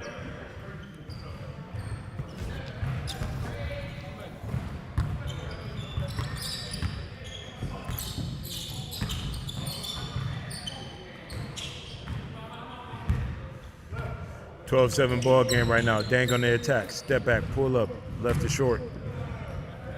So now for Dang, I'd really like to see him find specific spots on the floor he wants to get to. Like, I mean, look at the spacing. These are little things you can learn. Like, so if you're Dang, like where your kill spot, I'd be telling Lefty, either use the screen for one, but get out of the way. Like, Dang likes to operate at the elbow. So this drive baseline was doing nothing for him. And he just settles for, again, the worst shot in 2v2, 3v3, 1v1, fadeaway, contested corner 2. But it's just don't ever go to that spot. You got unlimited dribbles. Get back up top. Give yourself better angles. Left to short. Keep on with the clear. I know he's happy to see I went finally, bro. Yeah. Nah, Bijan would have been pinning my shots on the glass, apparently. But getting a couple to fall here. See if it gets him going. D-Bones, hezzy. Top of the key, it look good. Lefty. Good tip by Bijan. Oh Wide my open gosh. 3. No closeout, nothing, huh? That he's a shooter. As we wrap up this series, last game, I just want to thank everybody for supporting this whole Credits All-Star game. Like, just know that these guys really did give it what they had, and it's a great move. What what they had, and the little flow here was nice. What a move by Bijan. As we continue to do these type of things, year after year with the Credits All-Star games, I promise. Why do I not mention that fadeaway twos are worse on 5-on-5? Are they worse shots? Because 5-on-5, you're dealing with a shot clock for one, and then you have possibly 4 help side defenders, 2 help side defenders, 2 gap defenders. So sometimes you're forced to take a kind of bad shot in 5-on-5. Again, like I said, time, you're racing against the clock, and there's less space. So sometimes you just got to take the shot that's there. But in 3-on-3, 2-on-2, 1v, 3-on-3 and 2-on-2 especially, there's no shot clock, unlimited dribbles. Why would you ever take a shot in bad spacing and a low efficient shot? Why would you ever take a low efficient shot? There's just no need to do it if winning matters. Then at the same time, in 1-on-1, you've got 4 dribbles. So sometimes you're going to be forced to those spots, but you shouldn't beeline it to those spots. You should be actively trying to get elsewhere. If you have to pick the ball up and shoot a tough shot, that's fine. But if you find yourself consistently driving full speed right, yes, I'm talking about Scotty Lewis, full speed right or full speed left to the corner and shooting a fadeaway too, you probably got to change something in your game. We all got to make sure that it never turns into. Yeah, Bijan doing thing Dang should have done. Get him out the way. These guys play like it did. Still on. Yeah, make sure you continue to support these guys as Bijan hits a huge 3-point shot. It's a tough play. This guy can really score the back. Bijan beating LP. Their journey. I would not mind that matchup. Bijan getting active against Dang. Showing off the Good hand. hand. Yeah, this is the only way. I've spoken about this with Rob. I do think this is the only way to guard these types of shooters. Just don't let them get to their shooting pocket and just be, because you don't want to fall for all these twitches and quick jabs and like little eye fakes and head fakes. Like they'll put you in a blender, so it's like just be there, make it difficult. Like Bijan can't shoot from that position, right? He's in disadvantage now. He can't shoot from there, so it's like that's the best way to guard. At the same time, though, it's unlimited dribbles. It's unlimited. So this is why I always said like Rob, Bijan's, guys like that, LP as well. Except he doesn't decide to do it, but it's almost impossible to guard unlimited dribbles. Ooh, getting downhill. Oh my God. Ooh, high off the glass, in and out. Lefty, slow step, passing it out to Dang. Wide open 3. That's good. He's showing what he can do. He's a specialist. Going back to Bijan, it's nice to see that he trimmed down a few pounds, got a little bit better. Why is Keem versus Joseph Lewis in the title? Thought you went through that game yesterday. No, we didn't. We didn't watch it yesterday. Played against Fabio. Bijan is really poised in this space to really make a splash, and that's no pun intended with his jumper, man. He can really score the basketball. We've seen a lot more in this game from him, controlling the pace, handling the rock, playing defense, getting rebounds. He can do everything. We're talking 1v1, he's really good, 2v2, 3v3. I think he adds real value to the space, likes the way he carries himself. Ooh, they got the headset and the microphones. I see y'all doubling up. Resume. He's been around the block, hooping, overseas, pro. Like I said, we found him in our Houston series, and I like the leadership he's showing right now with D-Bones. I know they had a little bit going on earlier this season as far as who was subbing in and out, but I'm happy to see them playing together. But Lefty and Dang. All right, golly. Let's get it. You feel me? Yeah. Just keep moving the ball. If y'all don't got it on offense, don't get stagnant. Move.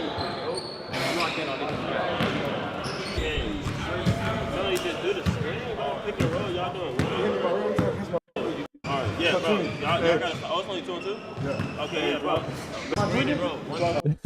He asked him, wait, y'all playing 2-on-2? That's the guy giving coaching advice? All right.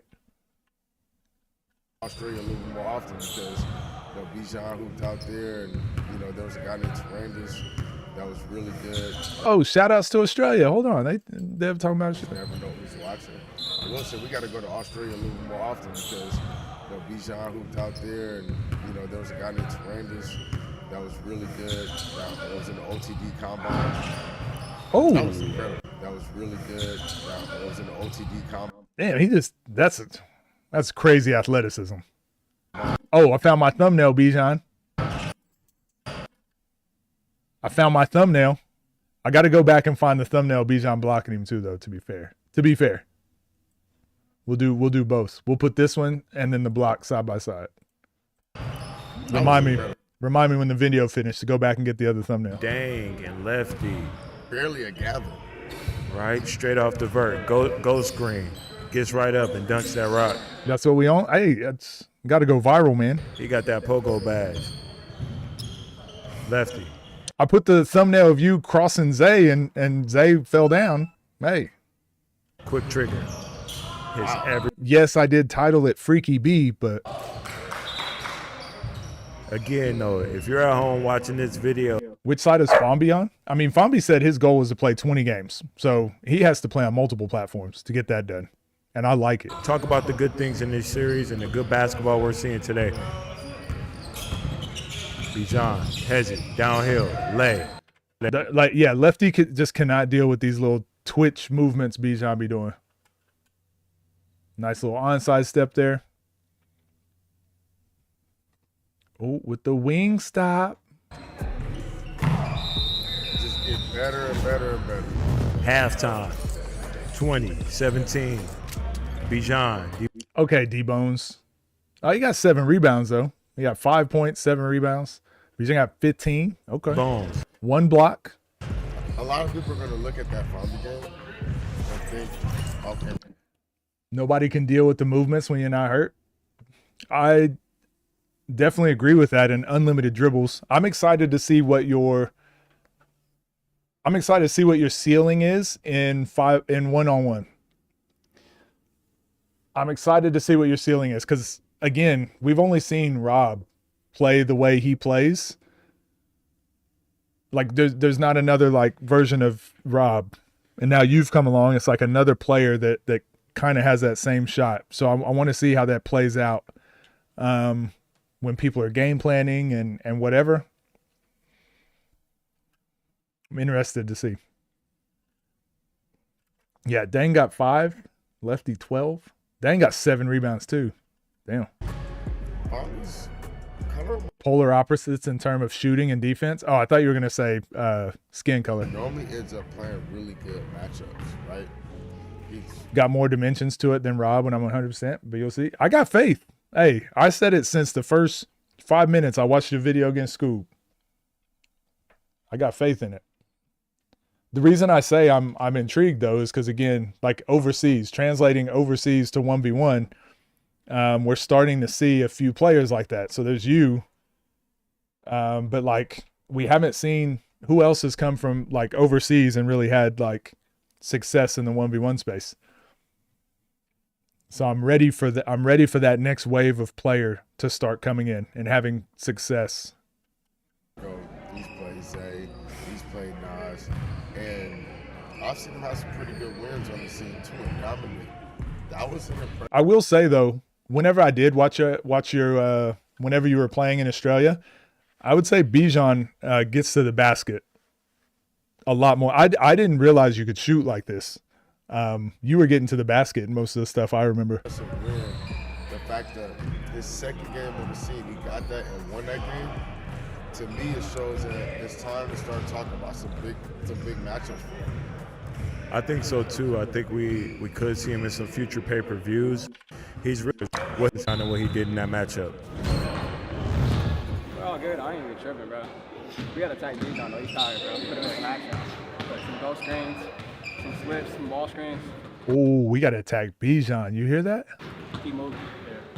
But Eugene only played 1 game. And then we got to be some dogs on defense, bro. I'm promising I'm locking the fuck up on defense. They got nice energy. I ain't gonna lie to you, bro. I got a message. Yeah, he got some. You get to the rack a lot more. I agree. I agree. Keep shooting. I love that. Yeah. That motherfucker get the water in the neck. Came out. Yeah. I like that shot, bro. You good? They better run this shit out. I'm about to pre-workout. I'm good. Attack, left. For sure. It's funny. Both sides are just like, attack this one player. Attack this one player. Lefty, don't waste your energy on that. But he's right. Like, Lefty was getting targeted so much in the beginning. His defense is really offensive. Force him right. You're doing great. You're doing great. Now, I really am starting to enjoy the Bijan versus Keem matchup more. So that's why I'm shooting at, but that's my fault. That's my fault. No. I think it makes sense for both players. Hit him with that. When you shifting right now, your body shifting, you still look good. But when you going lateral, like if this is your box, you doing this. Make that nigga get out of his defensive box. Tony with the sequin shorts. Yeah, I remember that too. He also beat Hezzy God in the full court 1v1. What would you like to see from D-Bones, Bijan? What can they do more of? All right. Damn, these half times are. I would love to see that. I would love to see Dane get aggressive. I love that Lefty's been aggressive. I'd like to see Dane get involved. Bijan. Damn. Pull. It's like feet stuck in cement. Yeah, Lefty definitely. He doesn't help himself on defense. Like his. My dogs are losing their mind. Get out the way. They were mad at Lefty's defense too. Just like that. Got the switch in once. Walks him down. Fade away. Easy. Brother. Y'all gotta chill.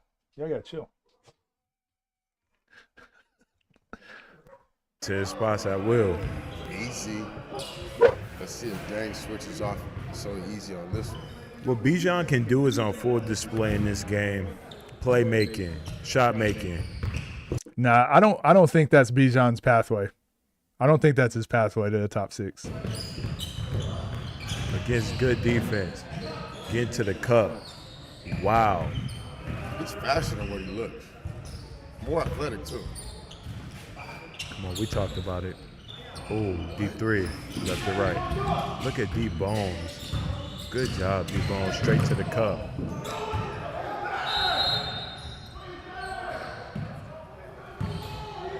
D-Bones a little upset with the lack of a foul call there. That had to be. Yeah, it's a tough angle. Yeah, I just want to see D-Bones just go dunk the ball, bro. Like, just go do something. Like, make them call it. Yeah. I don't like those calls. Yeah, the calls where it's like chest and hips contact, I don't like that. For a foul call. If you're not complaining for a foul call, then you get open on that play and you're able to finish that basket. But shout out to the ref for looking out because it was a foul.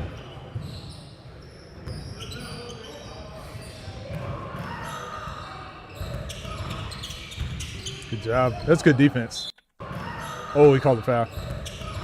But, like, just being there in that shot pocket, obviously he wins the arm battle and clears some space for himself. But, like, shit, if those are the shots they're hitting. Yeah, he hit his arm. And that's the thing. Sometimes, like, when you're complaining to the referees, you're politicking for a foul call, you condition them at some point now to give you fouls that you don't want. But I'm happy that they're seeing the smacks on the wrist, the elbows on jump shooters, because we gotta protect our guys when they're shooting jump shots.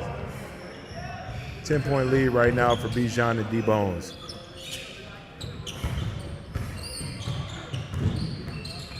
He's really working out right now. I'm surprised he's not tired. He's been like dribbling like the last 5 possessions.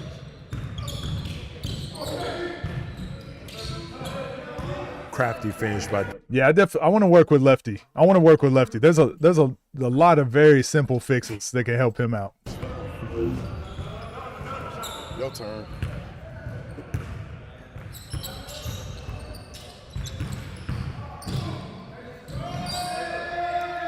Well, I think they were trying to get the switch goal. They're trying to go at lefty basically the whole game because his defense is just not great. D-Bones again. Ooh, left it long. Actually, you know what? I've been really harsh on lefty. It's mainly because Dang's defense is actually really good that it makes lefties just look so much worse because he's just getting attacked over and over and over.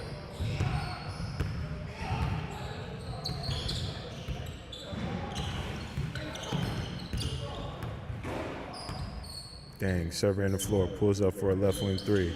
What do I see on lefty? He's an elite shooter. He's an elite shooter, and he went down to the wire with Scoob, and I want to see everybody in this space succeed. And we're in a weird time where guys that are like semi-athletic and can shoot the ball and have some skill, like you can be really successful just by having like good game plans and playing really efficiently. I think lefty can do that. So the more talent we have, the more we build up the guys at the bottom. It just strengthens the top as well. So like me giving, am I going to go give Scoob advice? Like what does it change if I help Scoob out? Like, you know what I mean? Like we've got so many guys mid-tier and lower that like can really be the next guys coming through the scene. D-Bones, pull back. Lefty can't control the rebound. Oh, no, he gets it. Oh, like he can only go one direction, and he still has been having like a lot of success. Imagine he could go both ways. Pause, I guess. But look, like this is a tough shot with D-Bones closing out. Tough shot. Yep. And obviously it's good. When he shoots the ball, you can automatically call it. Check on your dog. No, there's a UPS truck outside, and they hate UPS, Amazon. They like FedEx for whatever reason. They hate some of those trucks.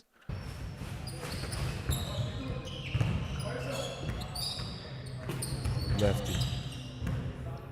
Looking to work. Left wing. Tight cross. Pump fake. Step through.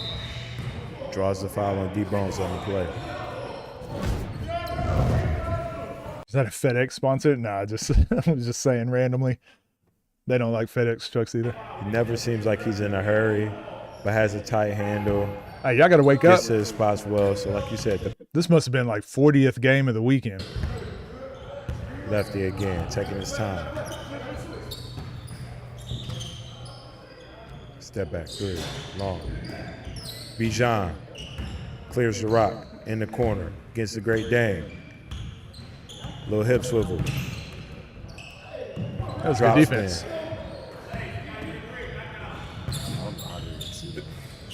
It's a good move. Tough shot.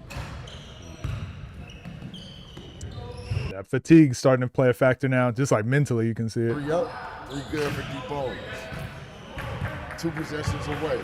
We got D-Bones, Bijan, lefty, Dan. D-Bones on the attack. I hate those calls right there. Like he jumped the route. Got a blocking foul.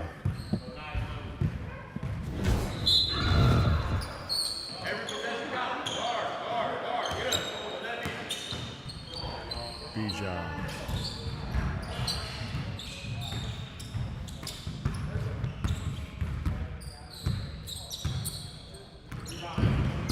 Ooh. Dang with a move. Yeah, he shoots so much better when he creates space and he's like in rhythm. Ooh, pull up. It's good. Some of the stuff that So definitely got to work on his set shot. lightweight does have a handle. Yeah, lefty played Scoob, right? Or was that Bruce? I'm pretty sure he played Scoob. Dang, downhill, over the lefty. Back to Dang, right wing. Taking his time, pull up Trey. Good rebound by D-Bones. Corner 3. Good shot. 3 points will do it. 3 points will wrap up the Creator All-Star game. That's the black line, I'm pretty sure. Don't send us home. They gave him 3 points for that? I didn't even notice. Line. One-legged 3. Wait, Send what? us home. D-Bone's doing, yeah. All right, like if D-Bone's doing this, you know your defense got something to say. You got D-Bone's turning into Fomby all of a sudden. One-legged three. Oh, and he actually stole his line, huh? D-Bones with a huge shot to close out the game. One leg three. Fomby was on the sideline telling him to shoot it. Said, bet you won't. He pulled off the one leg three for the game. Shout out to D-Bones, man. Shut up! I did score. Shut up! He came back, though. He had 18 there. 22 from Bijan. All right, we got D-Bones. We got D-Bones, Bijan. Huge 2v2 win against a tough opponent. Can y'all walk me through what y'all game plan was going against Lefty and Dang? Honestly, man, knowing that's going to be the last game of the series. Oh, yeah, so they must have played a ton of games already. A little more energy than the rest. We had to get through it. Everybody here is banged up. Everybody. So we all didn't have to go get some treatment. So we know had to be a little bit more extra energy involved today. And talk to me a little bit about y'all chemistry, D-Bones. Y'all playing together in this 2v2. Y'all seem to figure it out. What was your thought teaming up with Bijan? I just met Bijan like when I first got out here. Cool dude, great player. And the chemistry, we just picked it up like the first few games we weren't really playing as hard. That was the last game. We had to play balls to the wall, play defense, get stops, run around, help. Like we was doing everything we needed to do that game. And the game plan really was. Fuck all that shit, all that dumbass one leg for game. Yeah, Fomby. It's me too, Hey, nigga. hey, forget the mess. Let's talk about it, D-Bones. Down the stretch, you came over and you told me and Dev something going on with your shoulder. Yeah. Fomby on the sideline barking a little bit, telling you to shoot the tray, and you ended the game on a one-legged three, bro. Talk to us about that. Man, you know, I respect some of these dudes out here. I respect a lot of these dudes out in the scene, man. So that's like me paying homage. You know what I mean? Like, Fomby got his little one-leg shot. Bino got his little gun celebration. So I just try to pay my homage because I know what I could do. And Bijan knew, but he one of the ones, and he gonna show it. He's showing it. He's been showing it, and he's gonna show it for more months to come, more years to come, actually. And let's talk about paying homage. I talked to you earlier this season, Bijan, about paying homage to the space, what it means to you be in this space, where you're positioned right now. What does this opportunity mean to you? Opportunity means a lot, man. Well, I try and be humble and in everything I do. I can sit up here and lie to you and say I don't respect these dudes, or you know what I'm saying. I watch these dudes when I'm overseas, bro. This shit for me is so entertaining. I'm blessed to be in this position as well. And I low key, my game against school, it almost helped me get my hunger back for this shit, man. Like the competitive nature in the gym, the amount of talent in the gym, the shit is kind of like unmatched, man. So it's been good, man. It's been good. Got two humble dudes, two incredible talents next to me. Make sure you show these guys some love. Follow them on all social media platforms. Shout out Bijan, y'all. Shout out Bijan in the chat. I like that game. Let me know what you guys thought about it down below. I'll see you in the next one. That was a good game. That was fun to watch. Bijan's so gassed. Hey, everybody, man. Every time you try to interview somebody, that's why I'm really impressed by the guys. Like when we do the pay-per-views and they come over at halftime, like they be gassed. But it's a lot. Like you just out there by yourself, and then you gotta go do an interview, and then you straight back out there. So it's pretty funny. We just used to seeing guys like a Scoob who doesn't get tired. So it's like that's how it should be. And I'm like, no, that's just there's very few players that just seem like they don't breathe oxygen. That was a good game. Is there more of that? I'm assuming that Toronto, so because you guys just said that was the last game of the series, I'm assuming the Toronto series starts dropping this week. Do I think those halftime interviews are necessary though? At times. I don't think they're necessary, but I do think doing them and being practiced and understanding the flow of it so that when there is a good interview to be had, we have it. I do think sometimes interviews are really, really good, and sometimes they're kind of like not really get what was the point. But yeah, I mean, they're just hit or miss, right? Where was the can someone tell me where the block was? I want to get that for the I got to get that for the thumbnail so that it's not just Bijan getting dunked on.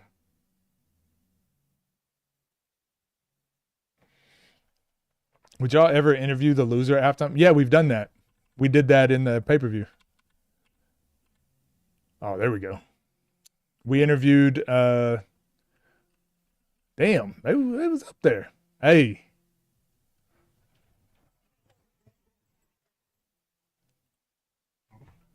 Yeah, they was up there on that.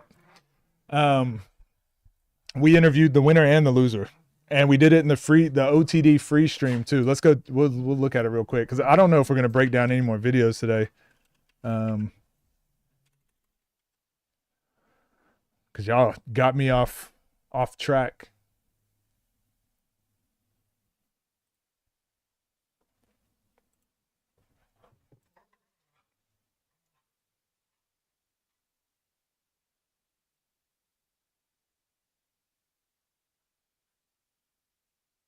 Looking from the sideline is a different view than looking at somebody in front of you. It feels different, it looks different. You might see it's open, but the person in front might not see that. And you know what I'm noticing about Fambi, he's ready too. Like, how do you guard him? Like, what do you watch out for the three? Watch out for the between the legs? Yeah, he got. But like he getting downhill at will. So this is halftime. Let's mix it up. Let's play a little mind game. Let's give him a cushion and see if he can make a contested one while being tired. So. Got it. What it look like? Got you. Yep. All right, get out there. Good luck, man. Oh my God. What's the whip? Test everything and make it tough for him. In a lot. Man, a minute. Play. Oh. Good game. So this is halftime right now. Shooting this over. Go ahead. Hey, yo, man. So I'm sitting here with Devontae, man. This is your first time out, right? So I was talking to Jay over there. He was saying my advice to him, because you only 6 points away for your first time, which is tough as fuck. He was like, I think he should just get downhill, keep attacking, don't look for the foul, just play bully ball. What you think you got to do? Same, and just get out of the box. I'm playing too stationary with him, so it's making it look like he really can guard me, but I'm just not getting outside. So for me, these interviews are, I think, really necessary when there's no camera going into their huddle. But if you can get into their huddle and hear their adjustments and hear their coaching calls and the TV crew, or if everyone can pick that up, I don't think the interview is necessary. Does that make sense? But if you can't get that, then the interviews are nice to have. So that announcer, the announcer, I don't want to speak on it because yeah. The event was good.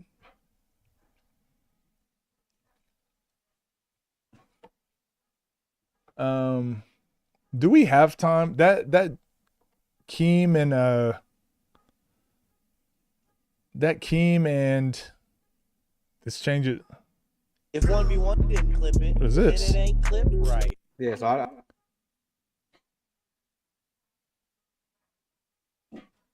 we want to watch what these people are saying about. I just saw this new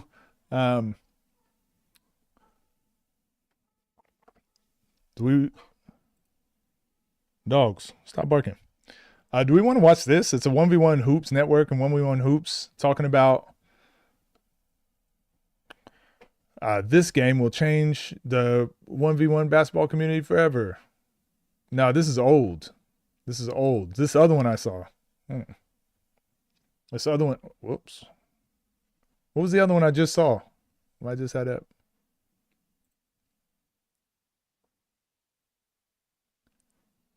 Oh, this is the one. If 1v1 didn't clip it, then it ain't clipped right. The next Judgment Day at Cross Court. Shout out Cross Court. I'm gonna let everybody jump in here, man. We finna holler, man. I want to hear everybody's opinion about everything. Outstanding stream. Appreciate it, Duke. 1v1 Hoops, great stream, great event. I appreciate y'all. I mean, it's just Davo talking. You want to watch this or no? Let everybody jump in here, man. We're gonna go game by game, man, and holla about it. Left hand down, disappointed, man. Y'all crazy, man. Everybody chill out on my mans, bro. Y'all gonna come over here and hoop. Yeah, I mean, but this is the dude I was talking about, so y'all go follow him. But hey, let's start from the first top of the top. Keem Joseph Lewis, bro. Probably one of like the best games of the night. Low key, like no fouling, no none, super professional game. First off, before we get into these, man, shout out everybody that played, bro. These was like really, really good players, really, really good games. Everybody tough. Keem, you know, y'all know I fuck with Keem. I fuck with Trey. I keep saying Trey, Joseph Lewis. Why is it so hard for people to not be saying Trey anymore? I think, man, there's nothing to say, bro. They put on a show. It was what? I think 27-27 for like the longest. Man, that is bump. There was a moment when Joseph shot a 3. I thought it was game because he was hitting that bitch, bro. When he got going, bro. Like going. And, you know, I could tell Keem, he was like, ooh, shit, I knew he could shoot, but, bro, I think he, like, snatched, it was a snatch or escape dribble, one of the two, all the way damn near to the half-court line. You know, that's an NBA court. And shot that John, bro, and cashed it. So I think both of them put on a phenomenal performance. But I keep saying, y'all got to give Keem his flowers, bro. Oh, Keem in the chat, man. If you're not familiar with him, man, do me a favor. Go follow Keem, man. Keem in the chat, man. He put on, you know what I mean? What is it? He's like 4 or 5 games in a row, 6 games in a row. Like, you know what I mean? That's a great win, too. I keep saying Trey. Joseph Lewis is no slouch, bro. He is tough as a bitch. So that was a really, really good win. Great game for them.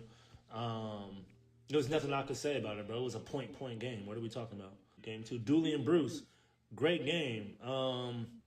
We're going to talk about it. I want to say first, I like really love Bruce, bro. That's my nigga, bro. I think at times people be thinking like, oh, because, you know what I mean, I brought Dooley into the space like I want him to win more or whatever. Bro, I really want whoever's better that day to win, bro. Like, exactly. No bullshit. I really fuck with Bruce. I think I fuck with Bruce more than a lot of people fuck with him. But they had a fade, bro. You know what I mean? I knew tensions was going. Before we get to the last call, I think it was a great game. I don't think that either of them got into the foul bonus. Somebody could tell me if I'm lying. And I think that was like the main thing. Y'all was all trying to drag like it was going to be a foul fest. It was a good game. Great game. I will say when it got to the end, they called the push off on Duke. What y'all think about the hook that they called? I didn't like that at all. He did show me another angle, the referee did, and you can see Bruce does like hook his arm, but it's like for a split second. But I believe that arm battle is a huge part of the 1v1 space. So I don't know. I was like, all right, I ain't mad at it. Then they called the foul on Bruce. And at first, I thought that they called a push off. I thought they did. But when I talked to the ref, because I didn't like that call. When he said it was a push off, when I thought it was a push off, I'm like, hell no, that wasn't no push off. And if it was minute. And so I really didn't like that call. So I had to go talk to the ref. And he said, I never called push off. He said he went like this. Yeah. And I went to look. He called that, right? He did. He never called a push off. Now, I didn't see what he's seen, and we made him go pull up the replay. And I'm going to post a clip today. I will say I wouldn't have preferred that call there, but he was valid for the call. Yeah, so this is what I was trying to say. Whenever he showed me the replay, I spoke to the referee after too. He showed the replay, and I'm like, I can understand why he called it. I didn't like it, and I would prefer it not be called. But at least it made sense. Whereas that last game we did, that TNC game we just watched, where the ref was like, out of bounds, and calling the wrong weird calls, or called a travel on a step through. So clip, yeah, you know what I mean. They were driving. I think Bruce had it. I mean, not Bruce. Dooley had his arm on him, and yeah, exactly, Breezy, hooked exactly. his arm and put the layup up, and they called it. And I didn't know how I was gonna go about it if I didn't like the call at the end. But I went and looked. Call was valid. Yeah. Call was. And I'm glad Davo didn't try to overturn it or anything. The referee call is the referee call. If he was calling, I think he called hooks that game too. So by all means, I will say the ref was a valid call. I would have rather he let them bump to the end right there, in my opinion. But it was a valid call. You know what I'm saying? So both of them put on a performance, a point game. You know what I'm saying? Like anything that's a point game, you know what I mean, and it ends with a call, it's gonna be controversial. But the call based off of the clip that I seen after that game, because I really didn't like it at first. I thought he called push off on Bruce, and I was like, fuck no, bro, that was a bad call. But I thought he did as well. The ref made the call, and it wasn't a bogus call. You know what I mean? Simple. Like, and I told the refs before, like, you know what I mean, call it. And, you know, I feel like there were certain moments in the game where they were letting shit go, and I was like, hey, man, what the fuck we doing? But basketball, man, I stand by that ref call, man. Would I like to see a trilogy? Hell no. I don't want to see that game again. I don't want to see Bruce Dooley ever again. I don't want to see it. Put them again, point game. Tough, man. Tough, man. You can't please everybody, man. It's a good fade. You know what I mean? I think it makes it cool storyline, man. They're going game 3. You know what I mean? No matter how it played out, great game. No rematch. I spoke about it yesterday. Was it Diamond League? And I should have a video that came out today. Go watch it. No more rematches, okay? You know, my main thing, you know, and I talked to Malik a bunch before this, like, I always want to make sure niggas know, like, and he'll tell you himself, nigga, we ain't on no, like, when we do, I'm gonna just keep it real. When we do OTD versus TNC, that's that. You know what I mean? We gonna be on that. But right now, like, if I bring a player over here, bro, we not on that, bro. Bruce versus Dooley top 5, part 5. Was it scarring really? No, I think it was Malik. Bro, you know, Malik was tough. I was saying it before, you know what I mean? I was giving a little, I said 50-50, a coin toss, but if I had to go 51%, you know, I'm going to take my mans, you know what I mean? But Malik tough as a bitch. He wouldn't be here if he was tough as a bitch. That nigga came out hooping. And I will say, I feel like they was letting a lot of fouls slide that game. I feel like there was a lot. And, I mean, anybody who was there in the gym, including Malik, could tell you, I walked onto the court like, hey, bro. He did do that. I don't like what I see, man. Like, there was a lot of fouls. That Devo went up to the refs and was like, you got to call more of these calls. And I don't know if they even changed. That should have been called for Malik. I don't think it was malicious from the refs where they were like, I'm trying to have this dude, you know what I mean, win. But I think that, like, when they let small guards play, I think they just let them scrap it out too much. And it just, you don't do that, bro. I think there was a few calls that should have went Malik's way, but the most dominant performance of the night was Malik, bro. That was incredible. Incredible, bro. I see Eli Carter, very clean, smooth stream, bro. I appreciate it. Malik had the most dominant performance of the night. I give flowers where it's due. And Dom is my man's, bro. Guys, I gotta. My dogs are losing their minds. I'm gonna take them outside real quick. I'll keep playing this so you don't have to go to commercial break. I'll be 2 minutes. Only salute they niggas when they win, bro. Bro, Dom is my If I miss anything, tell me to rewind it. Fair and square, bro. And you know, I mean, it is what it is. Get back to the drawing board. That don't change nothing, bro. That's my nigga. That's OTD Dom, bro. What we talking about? I give Malik his flowers. He will tell you, bro. I give him his flowers, bro. He is very, very tough. And I rolled the red carpet out for him to make sure he knew, you know what I mean, that he is respectable. You know what I'm saying? We made it very, very clear. You know, so I want to say shout out to Malik, bro. That was a very dominant performance, bro. And, you know, we talked after. We definitely going to see him back outside over here. And, bro, good shit, bro. Good shit, Malik, bro. I got nothing bad to say about him. Everything about him, bro. His persona, his respect for the game, his respect for business more than anything. His respect for business, bro, was really, really dope to me. Great experience, bro. I got nothing bad to say about that, man. And, you know, shit.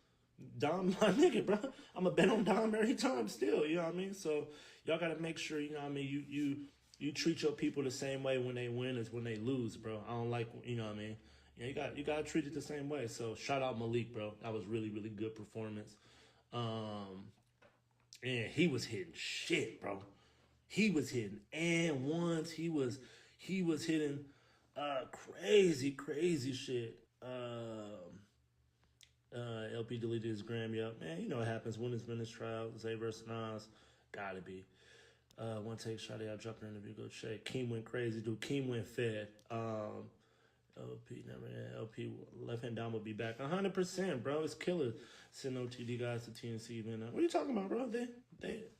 They all went over there and played on pay-per-view online. Everybody has a green light to go play everywhere, bro. What are you talking about? Y'all wildin'. Now I just gotta see Zayn trying to say Zayn name, whatever. Malik versus Tello or whatever his name is. That'll be a tough game. Tough game. Y'all don't switch on Dom. He had a crazy, bro. That's what I'm saying. Dom tough as a bitch, bro. Dom tough as a bitch, bro. What y'all talking about, bro? That is my man's, bro. He tough, bro. Like he, it is. He lost, bro. He lost to a worthy adversary, bro. I kept saying it, bro. This is a 50-50 game, bro. And I will say Malik made it less than a 50-50 game, bro. True streamer now. Shout out Left Hand Don, bro. Went out there and fought. You know what I mean? Shout out Malik. So I'm going to move on to the next one. Rilla versus Scar. Scar looked like the Scar we all been asking for, man. I don't care what you say. Scar defense was elite. And I fuck with Rilla. I fuck with Ryan. I fuck with a lot of his family. Everybody was there. They asked me right before the game, who you got winning? I said, I got to go Scar just because I think he's strong. I think the only call I didn't like at first was the Bruce calls. I thought it was a push-off.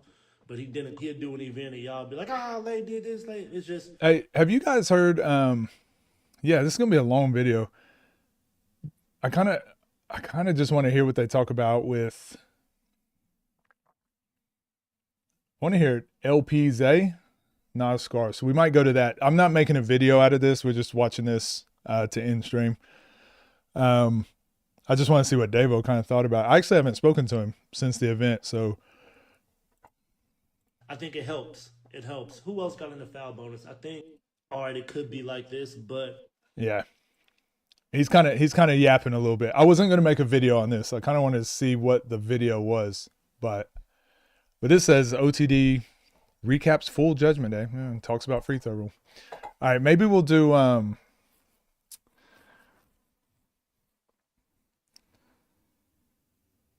aftermath of Nas Core. Oh, you don't. I don't really have anything, because the other game that we were going to watch was the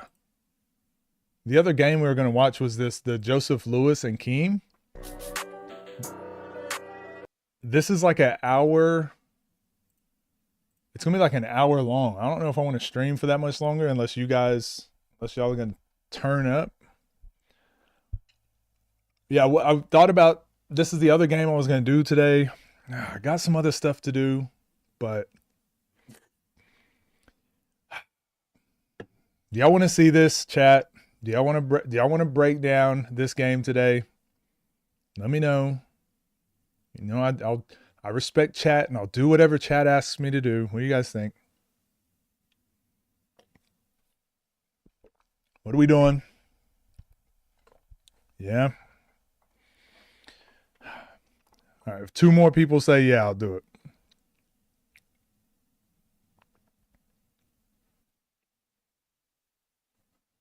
Nah, you good? Had 2 people. Oh, it was 50-50. I thought it was going to be overwhelming.